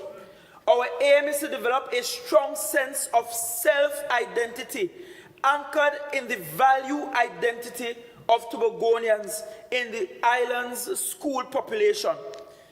That in itself is a strategy in treating with crime. Towards this end, the recently appointed Tobago-centric curriculum committee will 1, hold wide-scale stakeholder engagement events. 2, organize teacher training and professional development workshops. 3, promote collaborations such as competitions involving other divisions, departments, communities, and in particular the Division of Tourism, the division with responsibility for community development, and the division with responsibility for food security. 4th, we'll record and document authentic oral presentations, including stories and plays, as well as folk songs, interviews, and speeches. Madam Presiding Officer, another selected area of focus is transforming the island's education system from a teaching-centric one to a learning-centric one. We have taken note of the learning outcomes of students, which are seemingly pointed to an unacceptable relationship between teaching and learning. I know the multifaceted nature of this issue, but being a former teacher, I also know that the primary factor is the teacher. In fact, the most important factor in the classroom for student learning is the teacher factor. Therefore, Madam Presiding Officer, my administration will take all the necessary actions to start addressing the worrying problem. In fiscal 2025, we will ensure that 1, the teacher leaders, accountable principals, and effective school program is launched. This program is intended to hold principals and teachers directly accountable for the students' learning outcomes in their schools. A foundational activity of this program will be comprehensive analysis of student performance over the last decade and the systems used in schools to account for student performance. 2, principals insist that all teachers prepare and submit comprehensive teaching plans for review and approval. This is aimed at ensuring that teaching is done using appropriate teaching and learning methodologies that will positively impact student learning outcomes. 3, extensive teacher training, monitoring, and evaluation allow for data-driven interventions to improve student performance. 4th, schools are provided with modern teaching aids and other teaching support systems and devices for their use. There is also a continuation of the Community Impact Learning Enhancement Program targeting students that scored under 30% in the SEA with focus on literacy, numeracy, student discipline, parental involvement, and teacher efficacy. In this current fiscal year, the division has expanded this program to include the top performing students in the SEA program to ensure that they are prepared differently for secondary school. The program is a collaboration between the divisions of education and of community development and is budgeted to cost $5 million in fiscal 2025. Madam Presiding Officer, we also aim to leverage the use of information technology and other online learning applications across the entire education system. We have developed and accepted by the Executive Council an online learning policy that will guide our strategy for hybrid education. This policy was developed with all stakeholders around the table, including the teachers' union. We are at a stage where we are arranging to conduct all the necessary consultations with student and parent stakeholders as well as pilot studies to refine and finalize the policy in a way that meets the needs of our student population. To support this initiative, we will invest in IT infrastructure in all our schools and procure the devices needed for effective online teaching and learning. Training will also be provided to all stakeholders, including parents and students.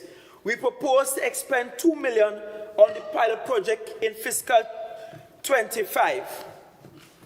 Madam Presiding Officer, other fiscal projects and initiatives of the Division of Education in fiscal 25 are as follows. Start of the construction of the long-awaited Scarborough Secondary School.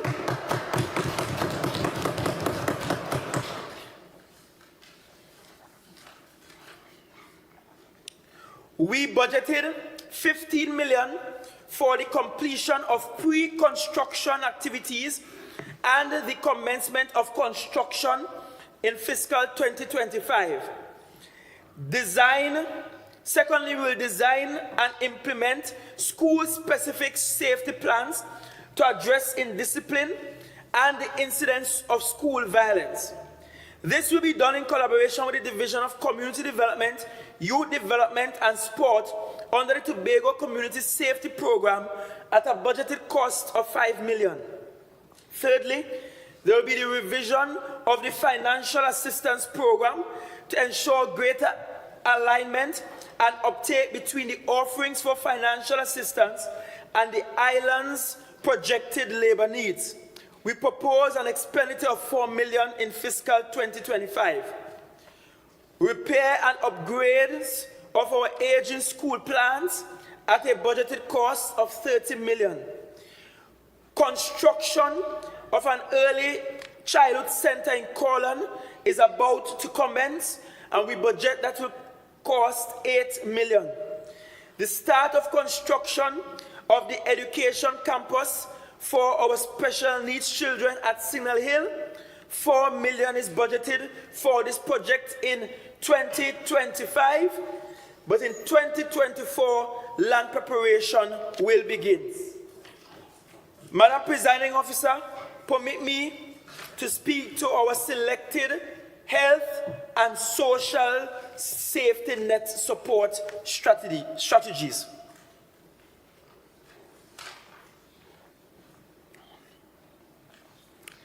Madam Presiding Officer, the promotion and protection of the health and well-being of all continue to be a highly selected priority of this administration. Good health is an inalienable human right, according to the Universal Declaration of Human Rights, as it allows people to reach their full potential, children to be better learners, workers to be more productive, and parents to better care for their children. Relatedly, Goal 3 of the SDGs speak of ensuring healthy lives and the promotion of well-being for all. Madam Presiding Officer, as you know, the primary entity charged with delivering health and wellness to the Tobago population is the Tobago Regional Health Authority. TRHA delivers primary and secondary health care through the Scarborough General Hospital, the Roxborough Hospital, and a network of 22 health and outreach centers. For fiscal 2025, TRHA is mandated to focus on 4 selected priorities, namely 1, service reliability, predictability, and sustainability; 2, prevention and wellness; 3, complete operationalization of Roxborough Hospital; and 4, digitization. Madam Presiding Officer, an important project in our program of works is to promote service reliability, predictability, and sustainability through the purchase of new critical equipment. Towards this end, in fiscal 2025, the TRHA will acquire new equipment for medical imaging, the laboratory, the operating theatre, and urology for both Scarborough and the Roxborough hospitals. The equipment includes a 64-slice CT scanner, a laparoscopic tower to allow for laparoscopic surgeries at the Roxborough Health Facility. Sorry if I butchered that, doctors. Portable X-ray machines, a colonoscope, an endoscope, a cystoscopy set to allow for the diagnosis and management of gastrointestinal diseases, and tabletop and horizontal sterilizers. The TRHA has budgeted to expend $19.2 million on this project in fiscal 2025. Madam Presiding Officer, we also propose to deploy a computerized equipment and facility maintenance management system.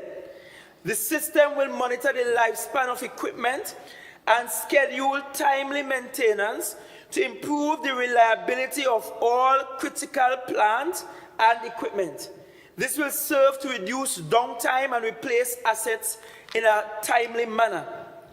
Additionally, the TRHA will institute a series of measures to engender shorter waiting times for diagnostic services. That will include the use of AI where possible.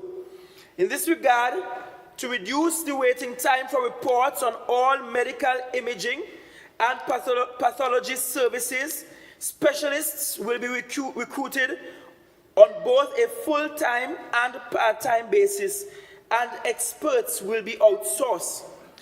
The project is estimated to address a backlog of approximately 1,500 samples and images, and will cost an estimated $3 million. Madam Presiding Officer, 1,500 samples and images. That's the backlog. $3 million to clear that backlog. Another initiative geared to delivering services that are reliable, predictable, and sustainable is the procurement of 4 ambulances. The TRHA proposes a phased change out of the old ambulance fleet and has budgeted an expenditure of $6 million for the procurement of 4 new ambulances. Further, the TRHA proposes to upgrade the buildings and grounds of various health centers at a budgeted cost of $1.6 million. The Diabetic Wellness Center will also be re-established to monitor diabetes and deliver health education and health promotion for diabetic patients towards an improved quality of life for them. Its primary focus is to reduce complications associated with the disease, such as strokes, renal failure, and limb amputations, and provides patients with innovative treatment options, inclusive of consultations on diet, nutrition, and eye and foot care. TRHA proposes to spend $3 million on this initiative in fiscal 2025. The Scarborough Waste Management and Disposal Program will be implemented in fiscal 2025 at a budgeted cost of $3 million. Madam Presiding Officer, the full operationalizing of Roxborough Hospital is expected as estimated by the 1st of September and will give effect to the following services: the opening of inpatient services and 24/7 accident and emergency operations, a colon cancer screening program using fecal occult blood testing. This program will be used for early detection of colon cancer due to the high costs of a colonoscopy.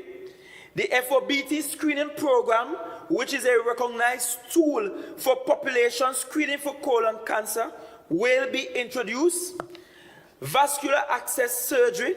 This is necessary for patients who need dialysis treatment, and therefore a part-time vascular access surgeon will be engaged. The Meds to Bed program. This program will seek to educate patients on their medications by allowing the pharmacists to play an active role in patient education. Madam Presiding Officer, the enhanced and elevated use of digital applications in our healthcare and wellness services delivery remains a priority program. In fiscal 2025, we will continue the implementation of the integrated hospital management systems, which will enable improved management of and access to patient information through an integrated digital platform that seamlessly connects patient interface across the entire healthcare delivery via a unique identifier. An estimated $4.5 million is budgeted to be expended on this in fiscal 2025. Madam Presiding Officer, following the unfortunate neonatal deaths that occurred recently in Trinidad, we took the opportunity to review and assess our neonatal operational protocols and other related matters. Coming out of this review, we have decided to upgrade and rebrand our neonatal care program in fiscal 2025 at a cost of $2 million. Madam Presiding Officer, I will now turn my attention to our selected strategies to protect vulnerable groups. The work of the Department of Social Protection is critical to the safeguarding and improvement of the quality of life of the most vulnerable among us. In fiscal 2025, we propose to 1, make the grant application process less tedious in order to enable faster dissemination of grants to successful applicants. 2, to assess the feasibility of further increasing the threshold of the REACH grant program. 3, create new social assistance grant offerings such as the Kinship Support Program, which will provide financial support to relatives taking care of children in instances where their parents are either unable or are absent. The program also includes the Home Modification Initiative to assist persons with disabilities to improve mobility and accessibility to and within their homes. In addition, Madam Presiding Officer, we are currently working assiduously towards the digitization of the business processes of the Department of Social Services. The background work to digitize the entire case management aspect of the social grants program is currently ongoing. Our goal is that by the end of the first quarter of fiscal 2025, clients will be able to apply to have their case managed and receive grants digitally. Madam Presiding Officer, this administration has taken the policy decision to establish a diversity and inclusion unit within the Department of Social Protection. The core mandate of the DIU is to develop practical solutions to reduce the inequities faced by historically marginalized segments of the population, such as the elderly and the persons with disabilities. This is a selected priority aimed at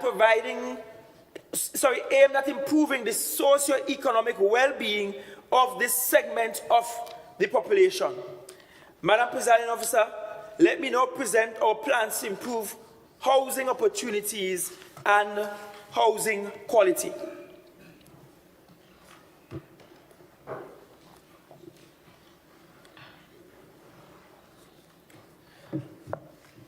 Madam Presiding Officer,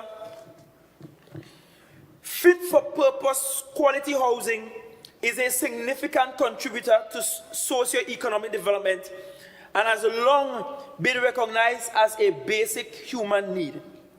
Therefore, the provision of affordable housing solutions to low and middle income residents, as well as the improvements to our housing quality in Tobago, remains a selected priority of this administration.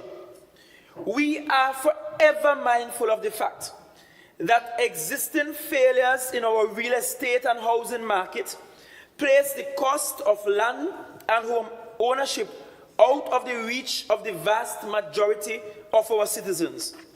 We are therefore committed to doing whatever is necessary to address this historical failure of the real estate markets in Tobago.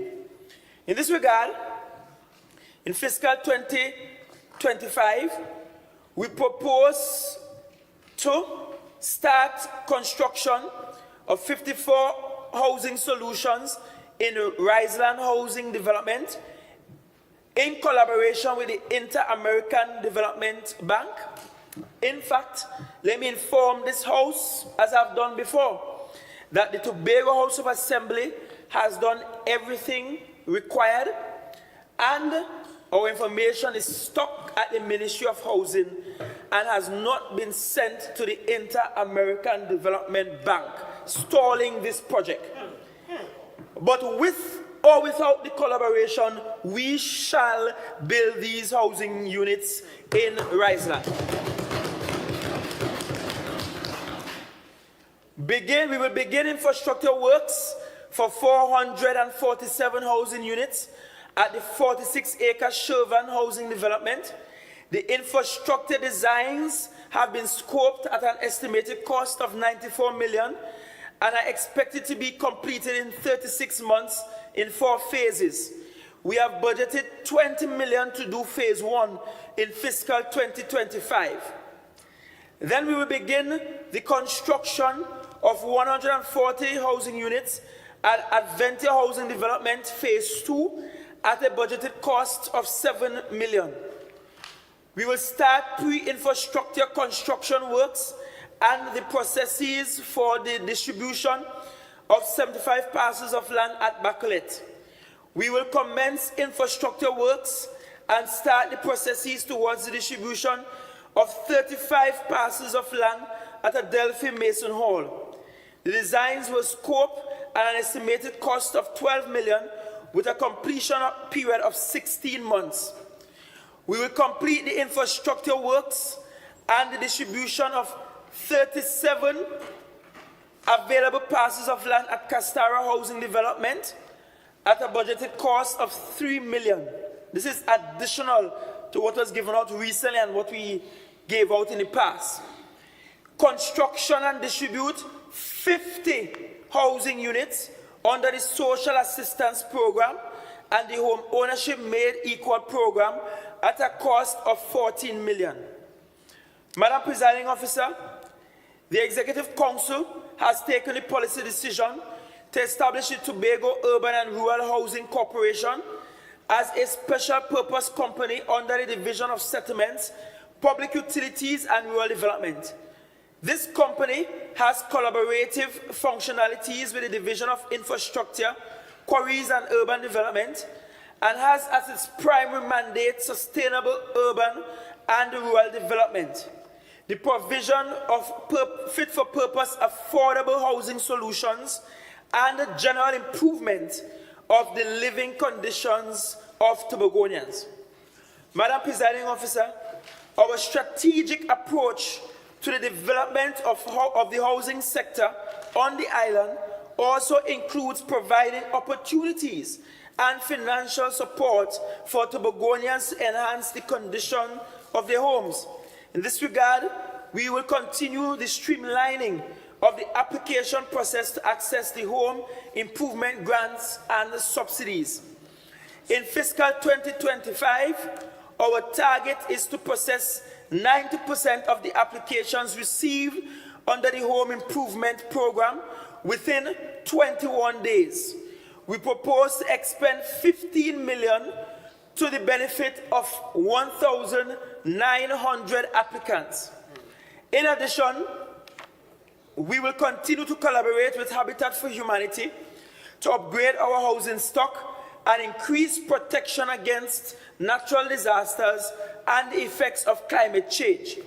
This collaboration will also serve to strengthen capacities and knowledge in risk reduction, mitigation, climate change, and disaster management.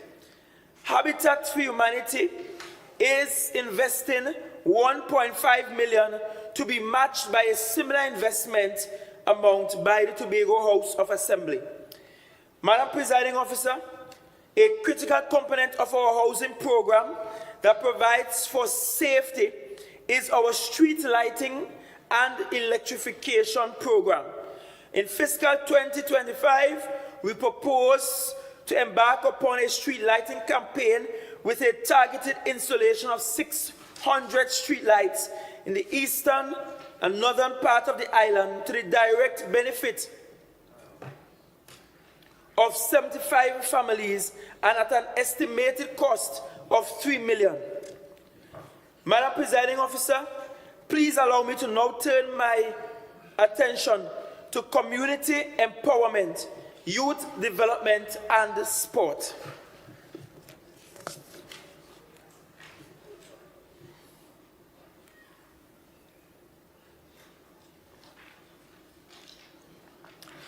Notice, Madam Presiding Officer,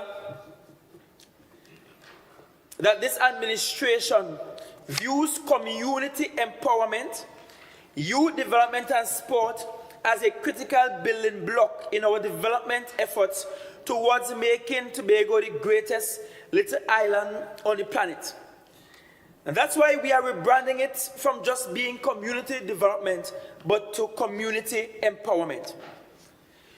To that end, the following priority programs, plans, projects, and initiatives are selected for execution in fiscal 2025. 1. Implement the targeted Spark, Step Up, Take Charge, Innovative, Restore, Monitor, and Evaluate.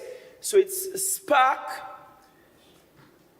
Step Up, Take Charge, Innovate, Restore, Monitor, and Evaluate. When read together, spells out STIRMI, operational plan of the division. The STIRMI is designed to create safer communities and environments for us to live, play, work, and growing. The following projects and initiatives will be rolled out in the 37 communities across the island on a phased basis. Under STIRMI at a budgeted cost of 38 million. 1. Conduct parenting and family management training with expanded support services in communities. A targeted 20% of families across the island stand to benefit in phase 1 of that program. 2. Expand the community-based vocational skill training program into a feeder into the TVET Academy, an institutional strategy for developing our handicraft industry to satisfy local market demand and boost exports. 3. Implement the Promoting Real Opportunities for Youth or the Poor Youth Program, an extensive Tobago Youth Internship and Apprenticeship Program designed to centralize the management of all internships currently being executed across all the divisions towards ensuring the exposure of our youth to local, national, regional, and international opportunities for real industry exposure, experience, and employment. In fiscal 2025, an estimated 270 young persons will benefit directly from this program. 4th, an extensive capacity building program to assist our community youth and sporting organizations to take charge of their organizations and communities in a managed and coordinated response to crime and violence, and to promote sustainable development of our people. 5, introduce a community-based management system that will be resourced through collaboration with civil society organizations, the private sector, and the THA. 6, implement the Electoral District Fund to activate the THA's commitment to inclusive and participatory governance and ensure the community-based development initiatives are funded. In fiscal 2025, we have budgeted $3 million for this program, with an allotment of $150,000 per electoral district and the remaining $750,000 earmarked to meet administrative costs based on available resources at this time. It is calculated that this program will deliver community-based solutions to some deep-seated community challenges. Madam Presiding Officer, it's regrettable that this program has not started as yet, but we are guaranteeing that it will be started within 2 months. Next, we will enact the Tobago Youth Empowerment Strategy aimed at mainstreaming youth development priorities and co-creating sustainable futures for our youth. Then we will implement the Tobago Community Safety Program with the tagline, "When you are safe, I am safe," as part of our crime prevention strategy alluded to earlier. We will complete the upgrades of existing sporting, community, and youth facilities and initiate a continuous program of maintenance. Madam Presiding Officer, in terms of ongoing projects, we propose to restart the Backlet Indoor Complex with an extended scope and projected completion in 2026. We budgeted an expenditure of $24 million in fiscal 2025.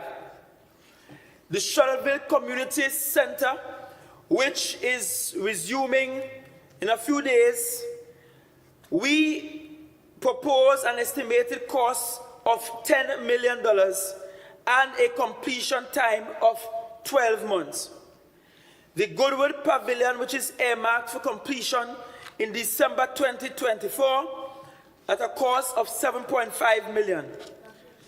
The Corland Beach Sport Arena Phase 2, which provides for the construction of restrooms, concession booths, and player facilities, and the installation of lights at a budgeted cost of $5 million and a completion time of 9 months.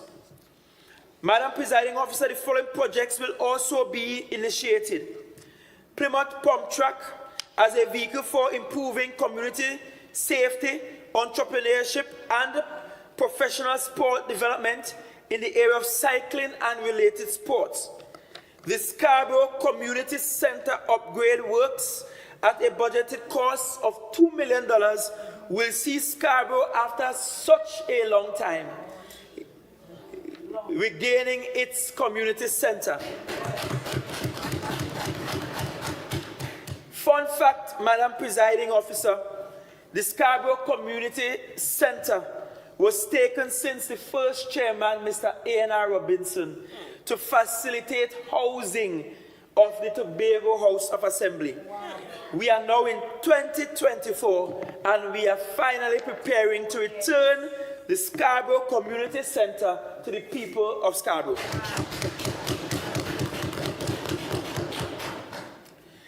There will be the establishment of the Technical Vocational Education and Training Academy, or TVET Academy. The academy will provide for CVQ and TTNVQ certifications at all levels. We will launch the Youth Agriculture Training Program and the Tobago Youth Shade House Project to introduce and upskill our young people in modern agriculture practices to boost food production, processing and export, and engender sustainable development practices. We will initiate plans to set up the Tobago Sports Company by the end of fiscal 2025, and this company will be charged with the mandate to professionalize the sports to allow for the realization of economic benefits on Tobago's investments in sports. We will also implement the Active Involved Citizens Program to provide ongoing programs and support in services at all community, youth and sporting facilities to actively engage residents and cater to their personal growth and development. Madam Presiding Officer, the key to unlocking Tobago's development must include opening our community facilities and have them fully utilized by members of the community. Please permit me, Madam Presiding Officer, to now look at our plans for strategic investment in physical infrastructure.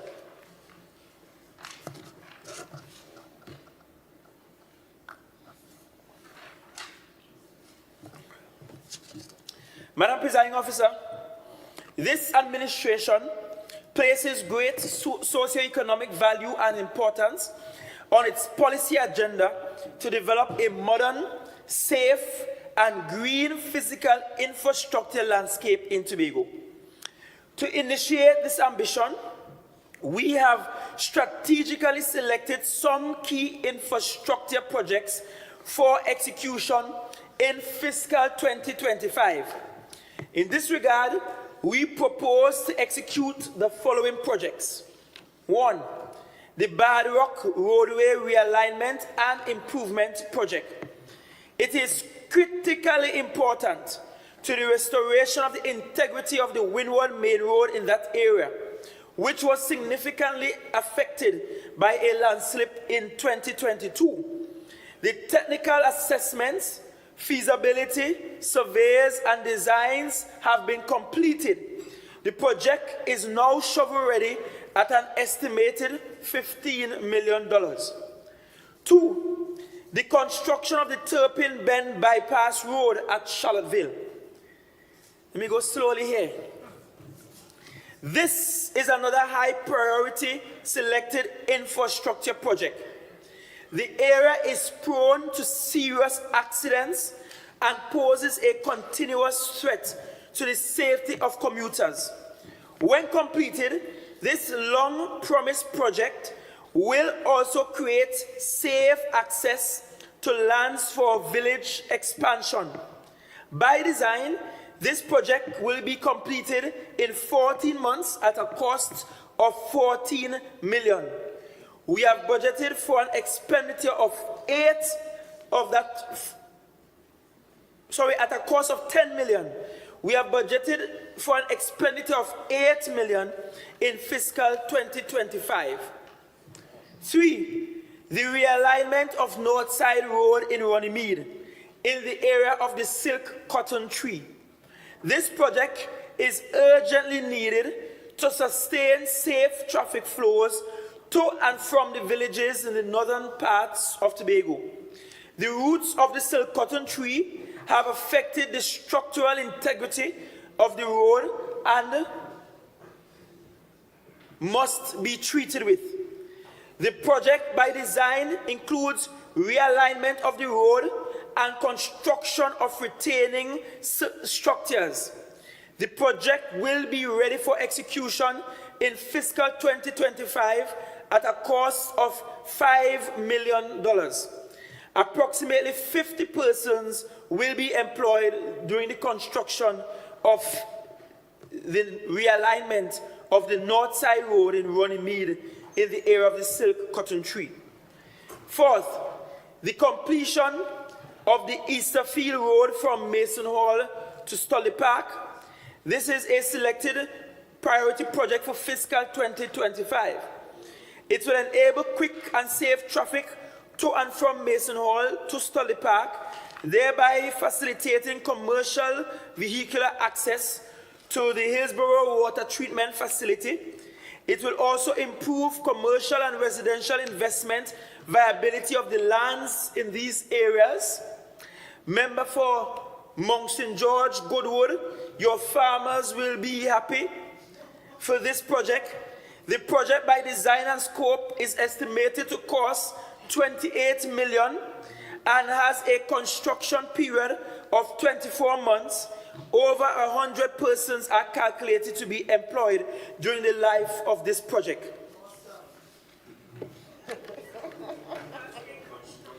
The Cove Claude Noel Highway roundabout. This roundabout will serve as the primary traffic management system for the safe integration of traffic to and from the newly constructed Dr. Winston Murray Boulevard, or otherwise called the Friendship Canaan Connector Road, and the Claude Noel Highway. The project will also positively impact the anticipated increase in traffic that will come with the operationalizing of the new airport to the benefit of thousands of commuters and other users on a daily basis. As a side note, Madam Presiding Officer, this will help citizens getting in and out of FCB Bank. In fiscal 2025, an expenditure of 7 million has been budgeted for this project, which is expected to be completed in 9 months, and 20 jobs will be generated during construction. 6, upgrade of secondary roads program. This program is designed to effect major upgrade and improvement works to the secondary road network across the island. In the main, it involves the construction of drainage and retaining systems, realignment, and resurfacing works. The program is designed and scoped to initially enhance safety, commuting comfort, and the overall integrity of our secondary roads to the direct benefit and joy of every Tobagonian. We have calculated a spend of 200 million on this project over a period of 36 months. In fiscal 2025, we have budgeted for an expenditure of 35 million, and it is estimated that approximately 350 persons will be directly deployed or employed in this program. So 200 million over 36 months, but in the next fiscal 2025, we will spend 35 million of that 200 million. 7, Claude Noel Highway rehabilitation and upgrade works. Madam Presiding Officer, this project is designed and scoped to restore the overall integrity of the island's main roadway. The core of this project will be the areas along the highway that are showing signs of significant structural deterioration. The scope of works includes milling, compacting, resurfacing, installation of guardrails, and civil infrastructure works. This project will be hugely impactful on the safety and comfort of the entire population and visitors alike. We have budgeted a spend of 40 million on this project in fiscal 2025. It is estimated that approximately 115 persons will be directly employed during its execution. Madam Presiding Officer, I now turn our strategy for environment, climate change, and energy.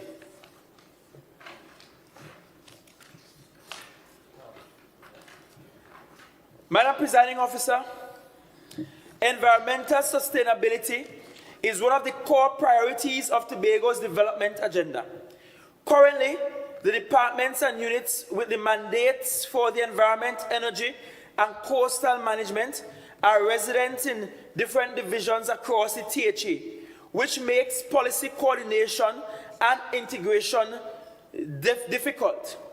Only recently, the Executive Council approved the policy decision for the establishment of the Department of Environment, Climate Change and Energy in the Office of the Chief Secretary.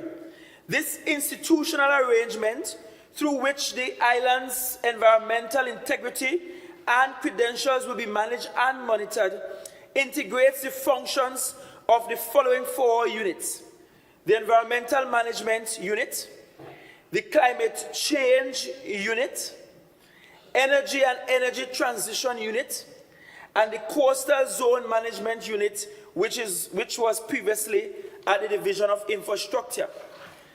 Madam Presiding Officer, this pioneering move in the local, national, and regional context, which aligns Tobago's institutional responsibilities for the environment with the direct executive oversight of the head of the island's government, is indeed a unique and significant development.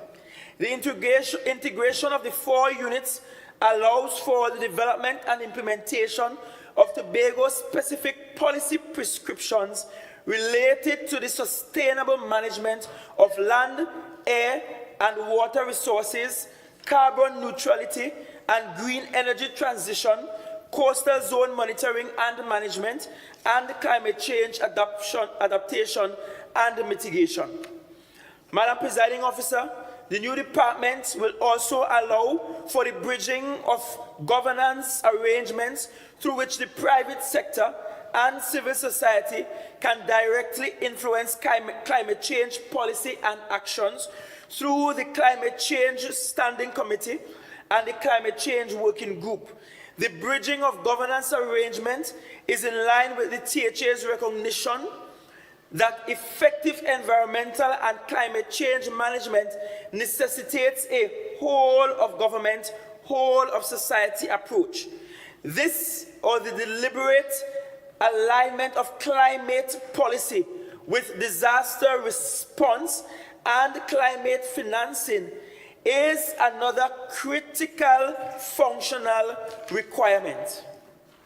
In this regard, the Department of Environment, Climate Change and Energy will be strategically aligned with TEMA and the Division of Finance, Trade and the Economy.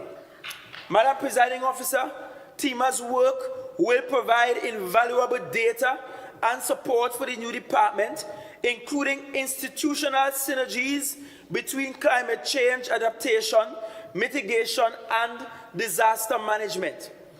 Madam Presiding Officer, in fiscal 2025, the DECCE will develop and produce the following: an environment scoping method and associated reports, a climate change scoping method and associated reports, an energy and energy transition scoping method and associated reports, a coastal protection scoping method and associated reports. Madam Presiding Officer, the findings and adjacent recommendations of the reports will inform the THA's strategic institutional response or responses to the island's ever-evolving environmental, climate change, energy and coastal management challenges. We propose to expand $5 million on these initiatives in fiscal 2025. Additionally, Madam Presiding Officer, the DECCE will assume a leading role in the ongoing works emanating from the oil spill in collaboration with TEMA and other state agencies. Madam Presiding Officer, the foregoing constitutes our underlying policy focus and associated programs, projects and initiatives for fiscal 2025, selected and developed to move Tobago along the pathway of becoming the greatest little island on the planet.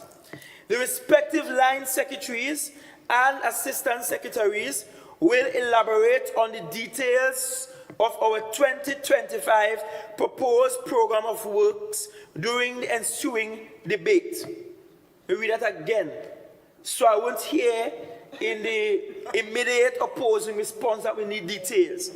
The respective line secretaries and assistant secretaries will elaborate on our details of our 2025 proposed program of works during the ensuing debate. If I am to elaborate on all of them, then we won't be close to finish. Madam Presiding Officer, the 2025 expenditure estimate. It is important that the contextual issues and data that informed the expenditure estimates for fiscal 2025 be presented here. A deliberate and careful study of the September 14, 2000 report of the Dispute Resolution Commission, which was adopted by our Parliament after debate, revealed the following. It revealed that A, the Commission considered 4.03%, which was Tobago's population as a share of the national population, as a minimum per capita starting point in determining what was fair, practicable in the allocation of financial resources to the Assembly in the national budget.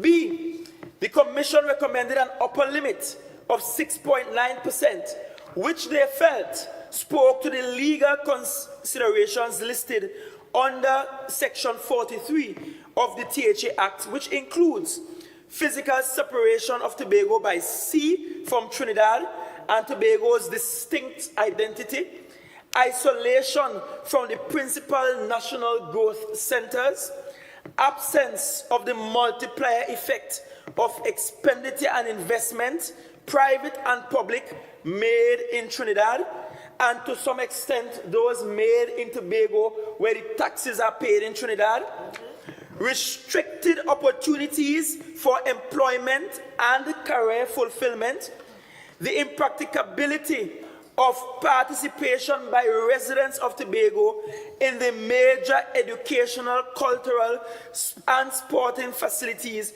located in Trinidad. Madam Presiding Officer, notably, the Commission also recommended that it would be necessary to review this percentage from year to year in light of the prevailing circumstances. The Commission further noted that whatever percentage was arrived at should be reflected not only in the parliamentary allocation, but critically in the releases made by the government to the Assembly. In the revelation of the foregoing, Madam Presiding Officer, it is pellucid that the central government stands in breach of the Parliament-authorized recommendations of the DRC in that it has not released the full parliamentary allocations to the Assembly from fiscal 2017 to 2023, with the result that there has been an accumulated shortfall of $166.4 million. If that isn't wickedness, I don't know what is. Adjacently, Madam Presiding Officer, successive central governments have refused to provide any allocation to fund the Section 43 considerations listed above, and for which the DRC recommended the upper limit of 6.9%. Madam Presiding Officer, I'm going through the DRC report. Additionally, over the past 23 years, there has been no review of the percentage range as recommended by the DRC. This static state of affairs has left the THA allocation locked at a minimum of $4.03 of every $100 spent over the past 23 years, when so much has changed. Madam Presiding Officer, it is important to note here that Tobago's population as a share of the national population has grown continuously from 4.58% in 2011 to 5.05% in 2022. What this is saying, Madam Presiding Officer, is that in keeping with the underpinnings of the recommendations of the DRC, the THA share of the national budget from fiscal 2011 should have been a minimum of 4.6% and going annually to a minimum of 5.1% in fiscal 2022. It is in this light that I indicated to the Minister of Finance and his team from the ministry during our 2024 pre-budget consultation that the 4.03% minimum share was insufficient and grossly inadequate. Consequently, I wrote the Minister of Finance indicating that the THA was requesting a fair share of 5.5%. The mean of the percentage range of 4.03% and 6.9%. I also wrote the Prime Minister in keeping with Part 5 of the Tobago House of Assembly Act 40 of 1996 that sets out the procedure for triggering the Dispute Resolution Commission. In my formal complaint, the Prime Minister in January 2024 reiterated the matters I had been in discussion with the Minister of Finance about, to wit, that there was 166.4 million in unreleased parliamentary allocations to the THA, and that the Tobago population share of the national budget had now reached 5.1%.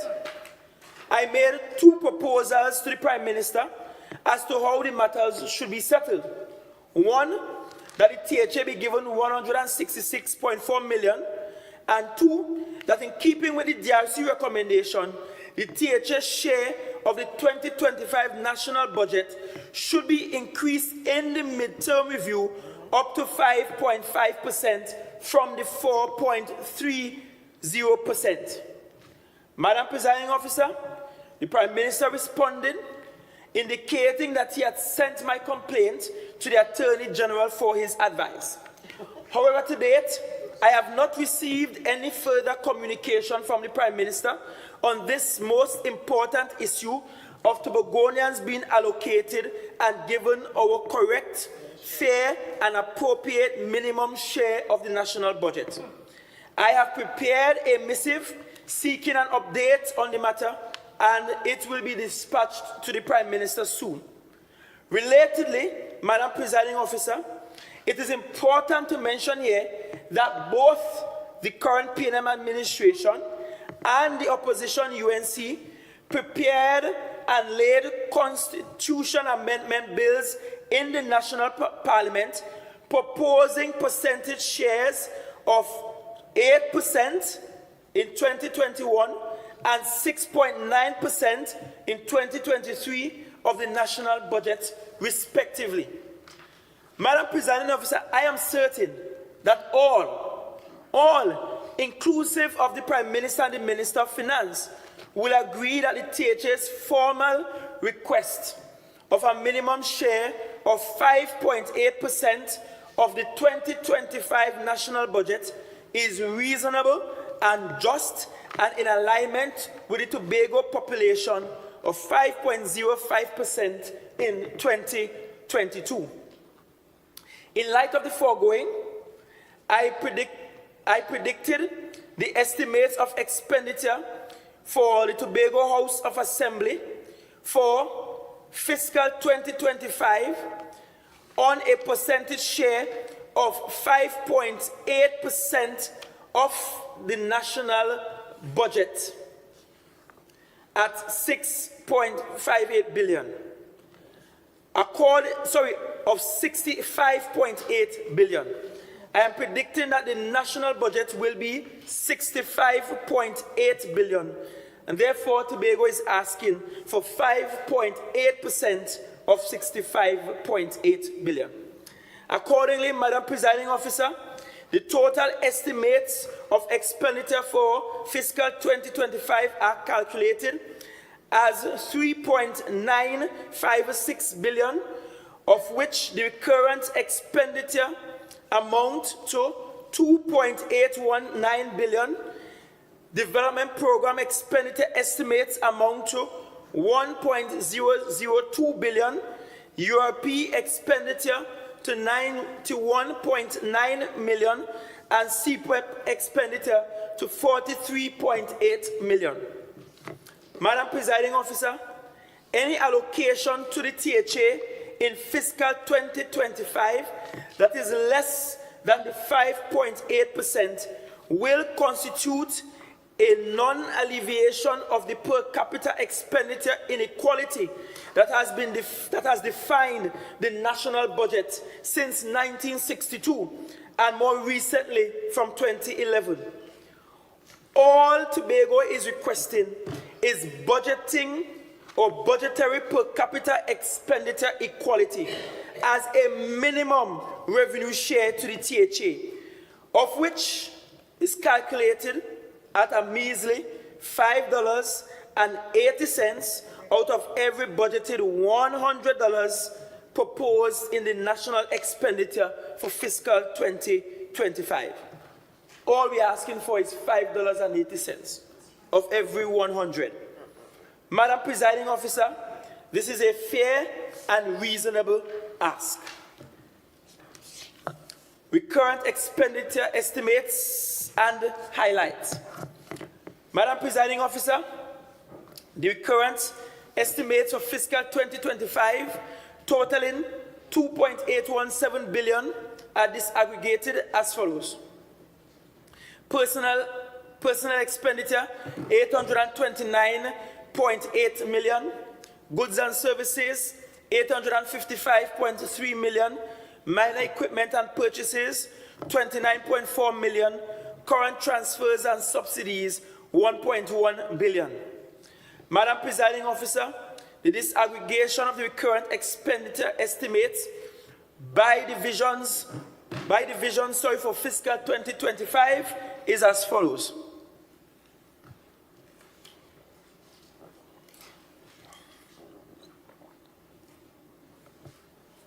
Assembly Legislature, $24.7 million.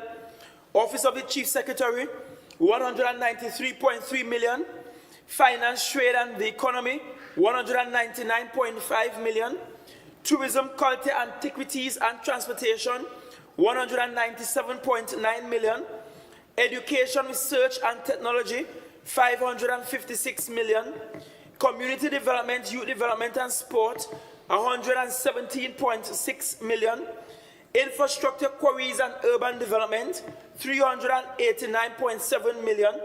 Food Security, Natural Resources and Sustainable Development, $197.1 million. Health, Wellness and Social Protection, $879.8 million. And Settlements, Public Utilities and Rural Development, $52.4 million. Madam Presiding Officer, some major programmed recurrent expenditures for fiscal 2025 are Tobago Regional Health Authority, $613 million. The Tobago Festivals Commission Limited, $50 million. Tobago Tourism Agency Limited, $50 million. The School Feeding Program, $42 million. Farmland Development, $26 million. Loan Guarantee Program, $25 million.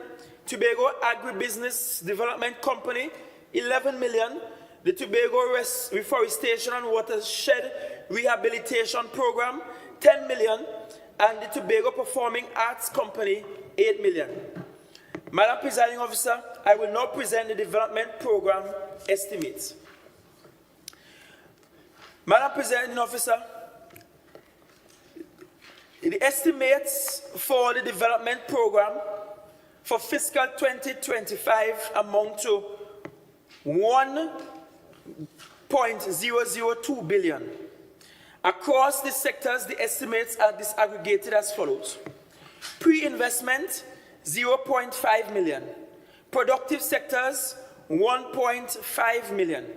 Economic infrastructure, $398 million. Social infrastructure, $424.8 million. Multi-sectorial and other services, $177.2 million. Madam Presiding Officer, in keeping with our strategic objectives to drive the business development and stimulate the economy, The development program estimates provide support for Venture Capital Equity Fund Limited, 10 million. Enterprise Assistant Grant Program, 6.6 million. The Business Incubator Program, 6 million. The Enterprise Development Loan Program, 4.6 million. EID Cut, 4 million. Madam Presiding Officer, as we continue to develop the island's tourism sector, the development program estimates cater for Tobago Tourism Agency, 25.3 million. Tobago Beach Facility, 15 million. Pigeon Point Infrastructure Works, 8 million. Highlands Nature Trail Development, 3 million. Madam Presiding Officer, as we continue the program of modernization of our education system to provide learning outcomes, our development program estimates make provision as follows. Improvements to primary schools, 15 million. Reconstruction of Scarborough Secondary School, 15 million. Improvement to secondary schools, 15 million. Construction of childhood centers, of early childhood centers, 8 million. Implementation of Pan in the Classroom, 3 million. Resources for school e-testing, 2.5 million. Madam Presiding Officer, as we seek to provide affordable and fit-for-purpose housing solutions and improve our housing quality on the island, our development estimates provide for, among others, Shervan Housing Development, 20 million. Home Improvement Grant and Subsidy, 15 million. An Affordable Housing Project, 14 million. Corland Estate Land Development, 9 million. Adventure Housing Development Phase 2, 7 million. THA and Habitat for Humanity Partnership for Home Improvement, 3 million. Madam Presiding Officer, as we continue to upgrade and modernize the island's road network, our development program estimates provide for, among others, road reforestation program, 40 million. Or road resurfacing program, 40 million. Major improvement works on secondary roads, 35 million. Store Bay Local Road Extension, 35 million. Windward Road Special Development Program, 15 million. Bad Rock Roadway Realignment and Improvement, 15 million. And Claude Noe Highway Roundabout, 7 million.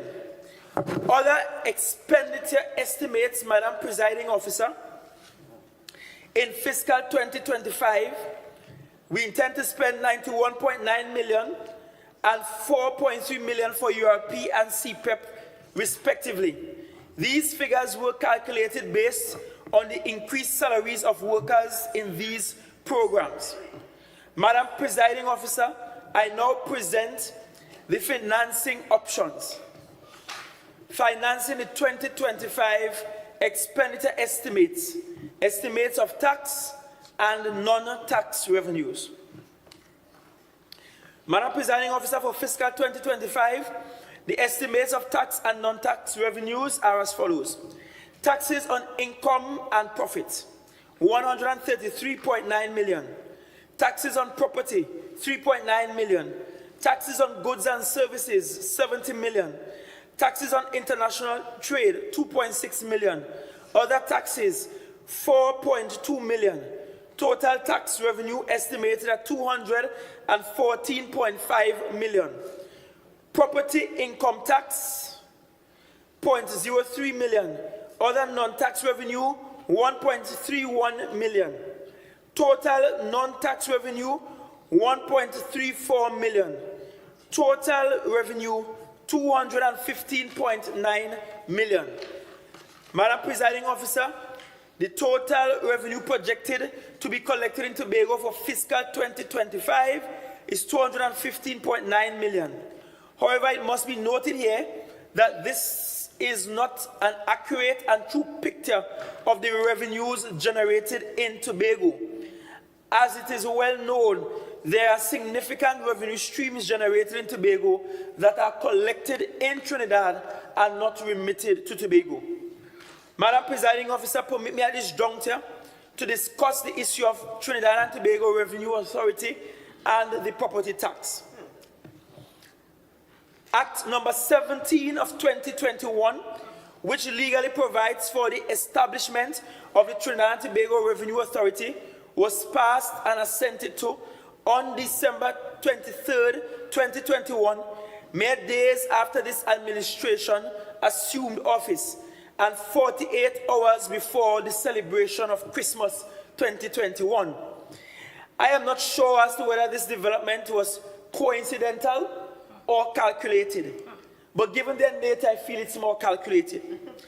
In keeping with the central government's recent push to operationalize the Revenue Authority, we have identified several defects in the Act, which were seemingly designed to place Tobago and the Tobago House of Assembly at a serious disadvantage. Madam Presiding Officer, the legislation reveals a curious but not surprising insensitivity to the express aspiration of Tobagonians for self-determination, and it can be justifiably classified as a piece of colonial legislation. For instance, Madam Presiding Officer, the Act does not provide for the THA to have any legal or formal remit over the establishment of the authority in Tobago. The organizational structure of the authority in Tobago, thus creating confusion and anxiety among the staff at present in Tobago. The functional and reporting relationship between the THA and the authority. The THA's legal authority over the revenues collected by the authority in Tobago, which is the first item of responsibility of the THA under Act 40 of 1996. Madam Presiding Officer, these are few of the major issues arising out of the passage of the Trinidad and Tobago Revenue Authority Act. It is important to note here that the authority is by nature a legislative creature, and as such the defects identified must be comprehensively rectified before the THA can support the operationalizing of the authority in Tobago.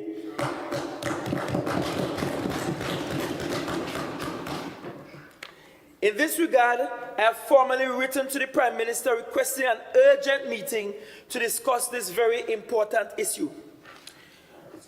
Madam Presiding Officer, after the national frenzy to complete the assessment role, as well as the inconsistencies and anomalies that have characterized the assessments issued to property owners, there has been a deafening silence on the matter. Madam Presiding Officer, my political intelligence has informed me that the intention of the central government is to delay its implementation until after the general election. Let us not be fooled. For some of us in Tobago, however, our mantra is clear. Property tax implementation after we can get our lands in our names.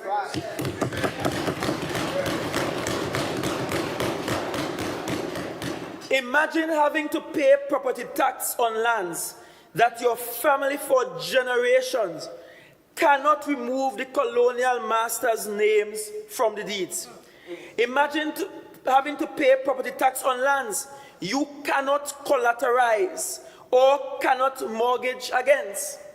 After spending years building your own home out of pocket because you can't get a loan and struggling to complete said home, you are now required to pay property tax on said property.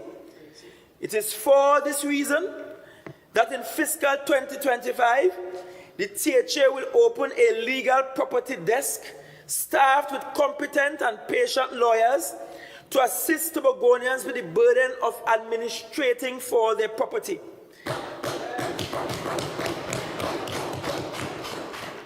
But, Madam Presiding Officer, this is only a stopgap measure until such time as laws are passed to rectify this historical injustice.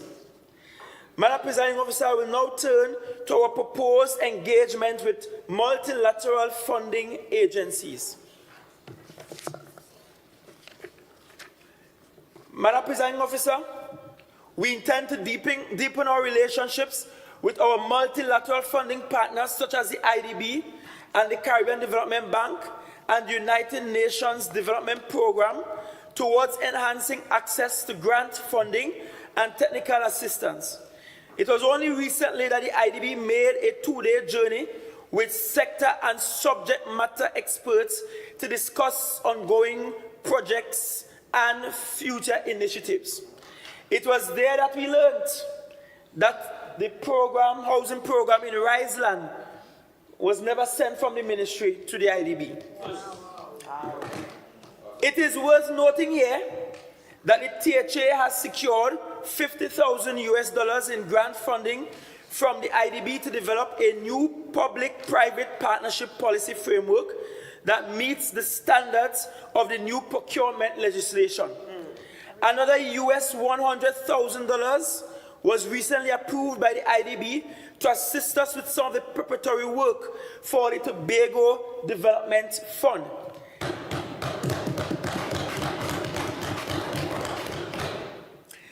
Additionally, Madam Presiding Officer, we had a recent meeting with the UNDP to discuss areas of ongoing project collaboration and future joint initiatives as regards the CDB on coming into office.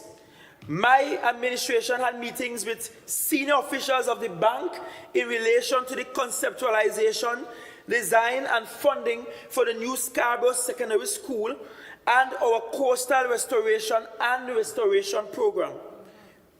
protection program, Unfortunately, Madam Presiding Officer, the initiatives was summarily discontinued or dismissed by the express desire of the Minister of Finance. Notwithstanding this, it is our intention to purposefully engage the CDB with the aim of exploiting opportunities for grant funding and technical assistance.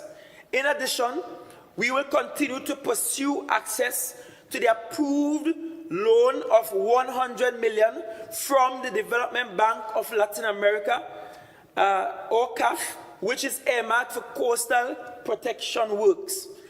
Madam Presiding Officer, that's another area where the THA has done everything, submitted everything, just been held up by a ministry in Trinidad. Don't worry, God don't like ugly. Madam Presiding Officer, the Assembly has been actively engaged in discussion with CARTAC, the regional technical assistance arm of the IMF, to avail ourselves of their expertise in providing much-needed capacity building and technical support. I am pleased to report that CARTAC has agreed to conduct 3 initial support missions during fiscal 2025.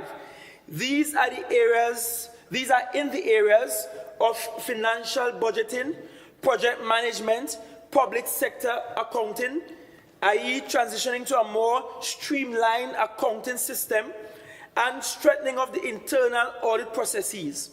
These missions are at no cost to the Assembly, and reviews will be conducted to determine the further areas of support to be provided. Long-term borrowing. Madam Presiding Officer, we will continue our program, which is geared towards the development of sustainable revenue streams in our special purpose companies, thereby enhancing their ability to engage in long-term commercial borrowing.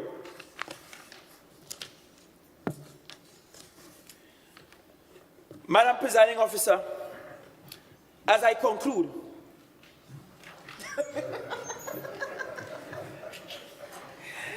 in this ever-revolving panorama of socio-economic development, peace, justice, and safety, our pursuits of constitutional transformation, social justice, and economic development is not a destination, but a journey.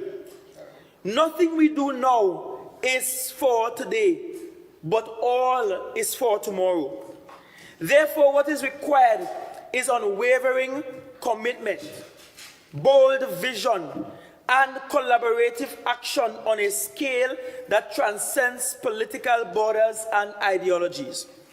It calls for leaders who are not only adept at navigating the intricacies of geopolitics and global markets, but who also possess the empathy, the foresight, and sensitivities to address the needs and aspirations of our people. Tobagonians, as we stand at this juncture, the path forward is illuminated by the flickering flames of hope and tempered by the sobering realities of the present constitutional construct and political culture. It is a path that we know is fraught with challenges, but yet laden with opportunities.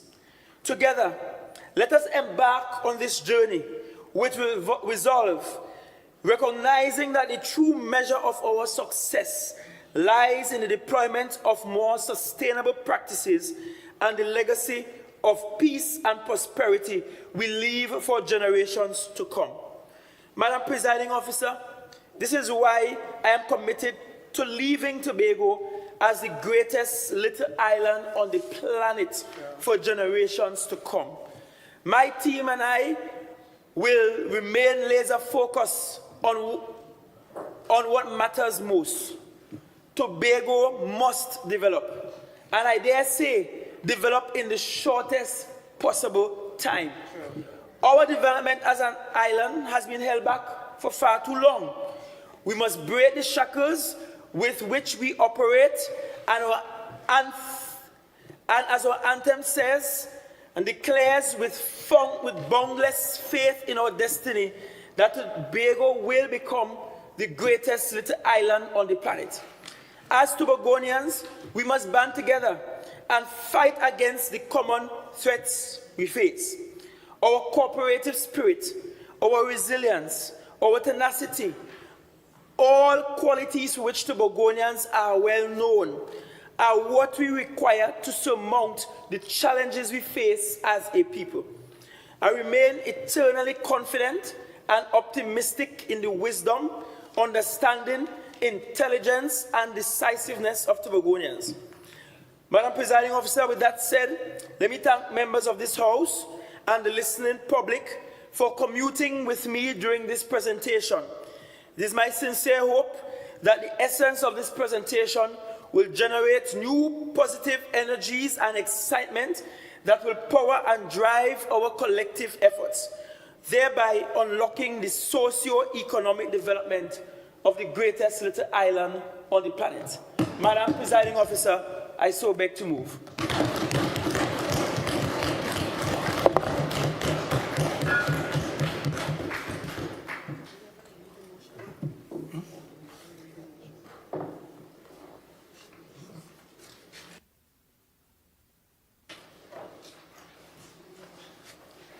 Motion for adjournment. Leader of Assembly Business. Thank you, Madam Presiding Officer. I now beg to move that this House stands adjourned to Thursday, 27th June at 10 a.m. Honorable members, the question is that this House now stands adjourned until June 27, 2024 at 10 a.m. All in favor, say aye. Aye. Any against? Any against? The ayes have it. This House now stands adjourned until June 27, 2024 at 10 a.m. Honorable members, good afternoon. Good afternoon, Presiding Officer.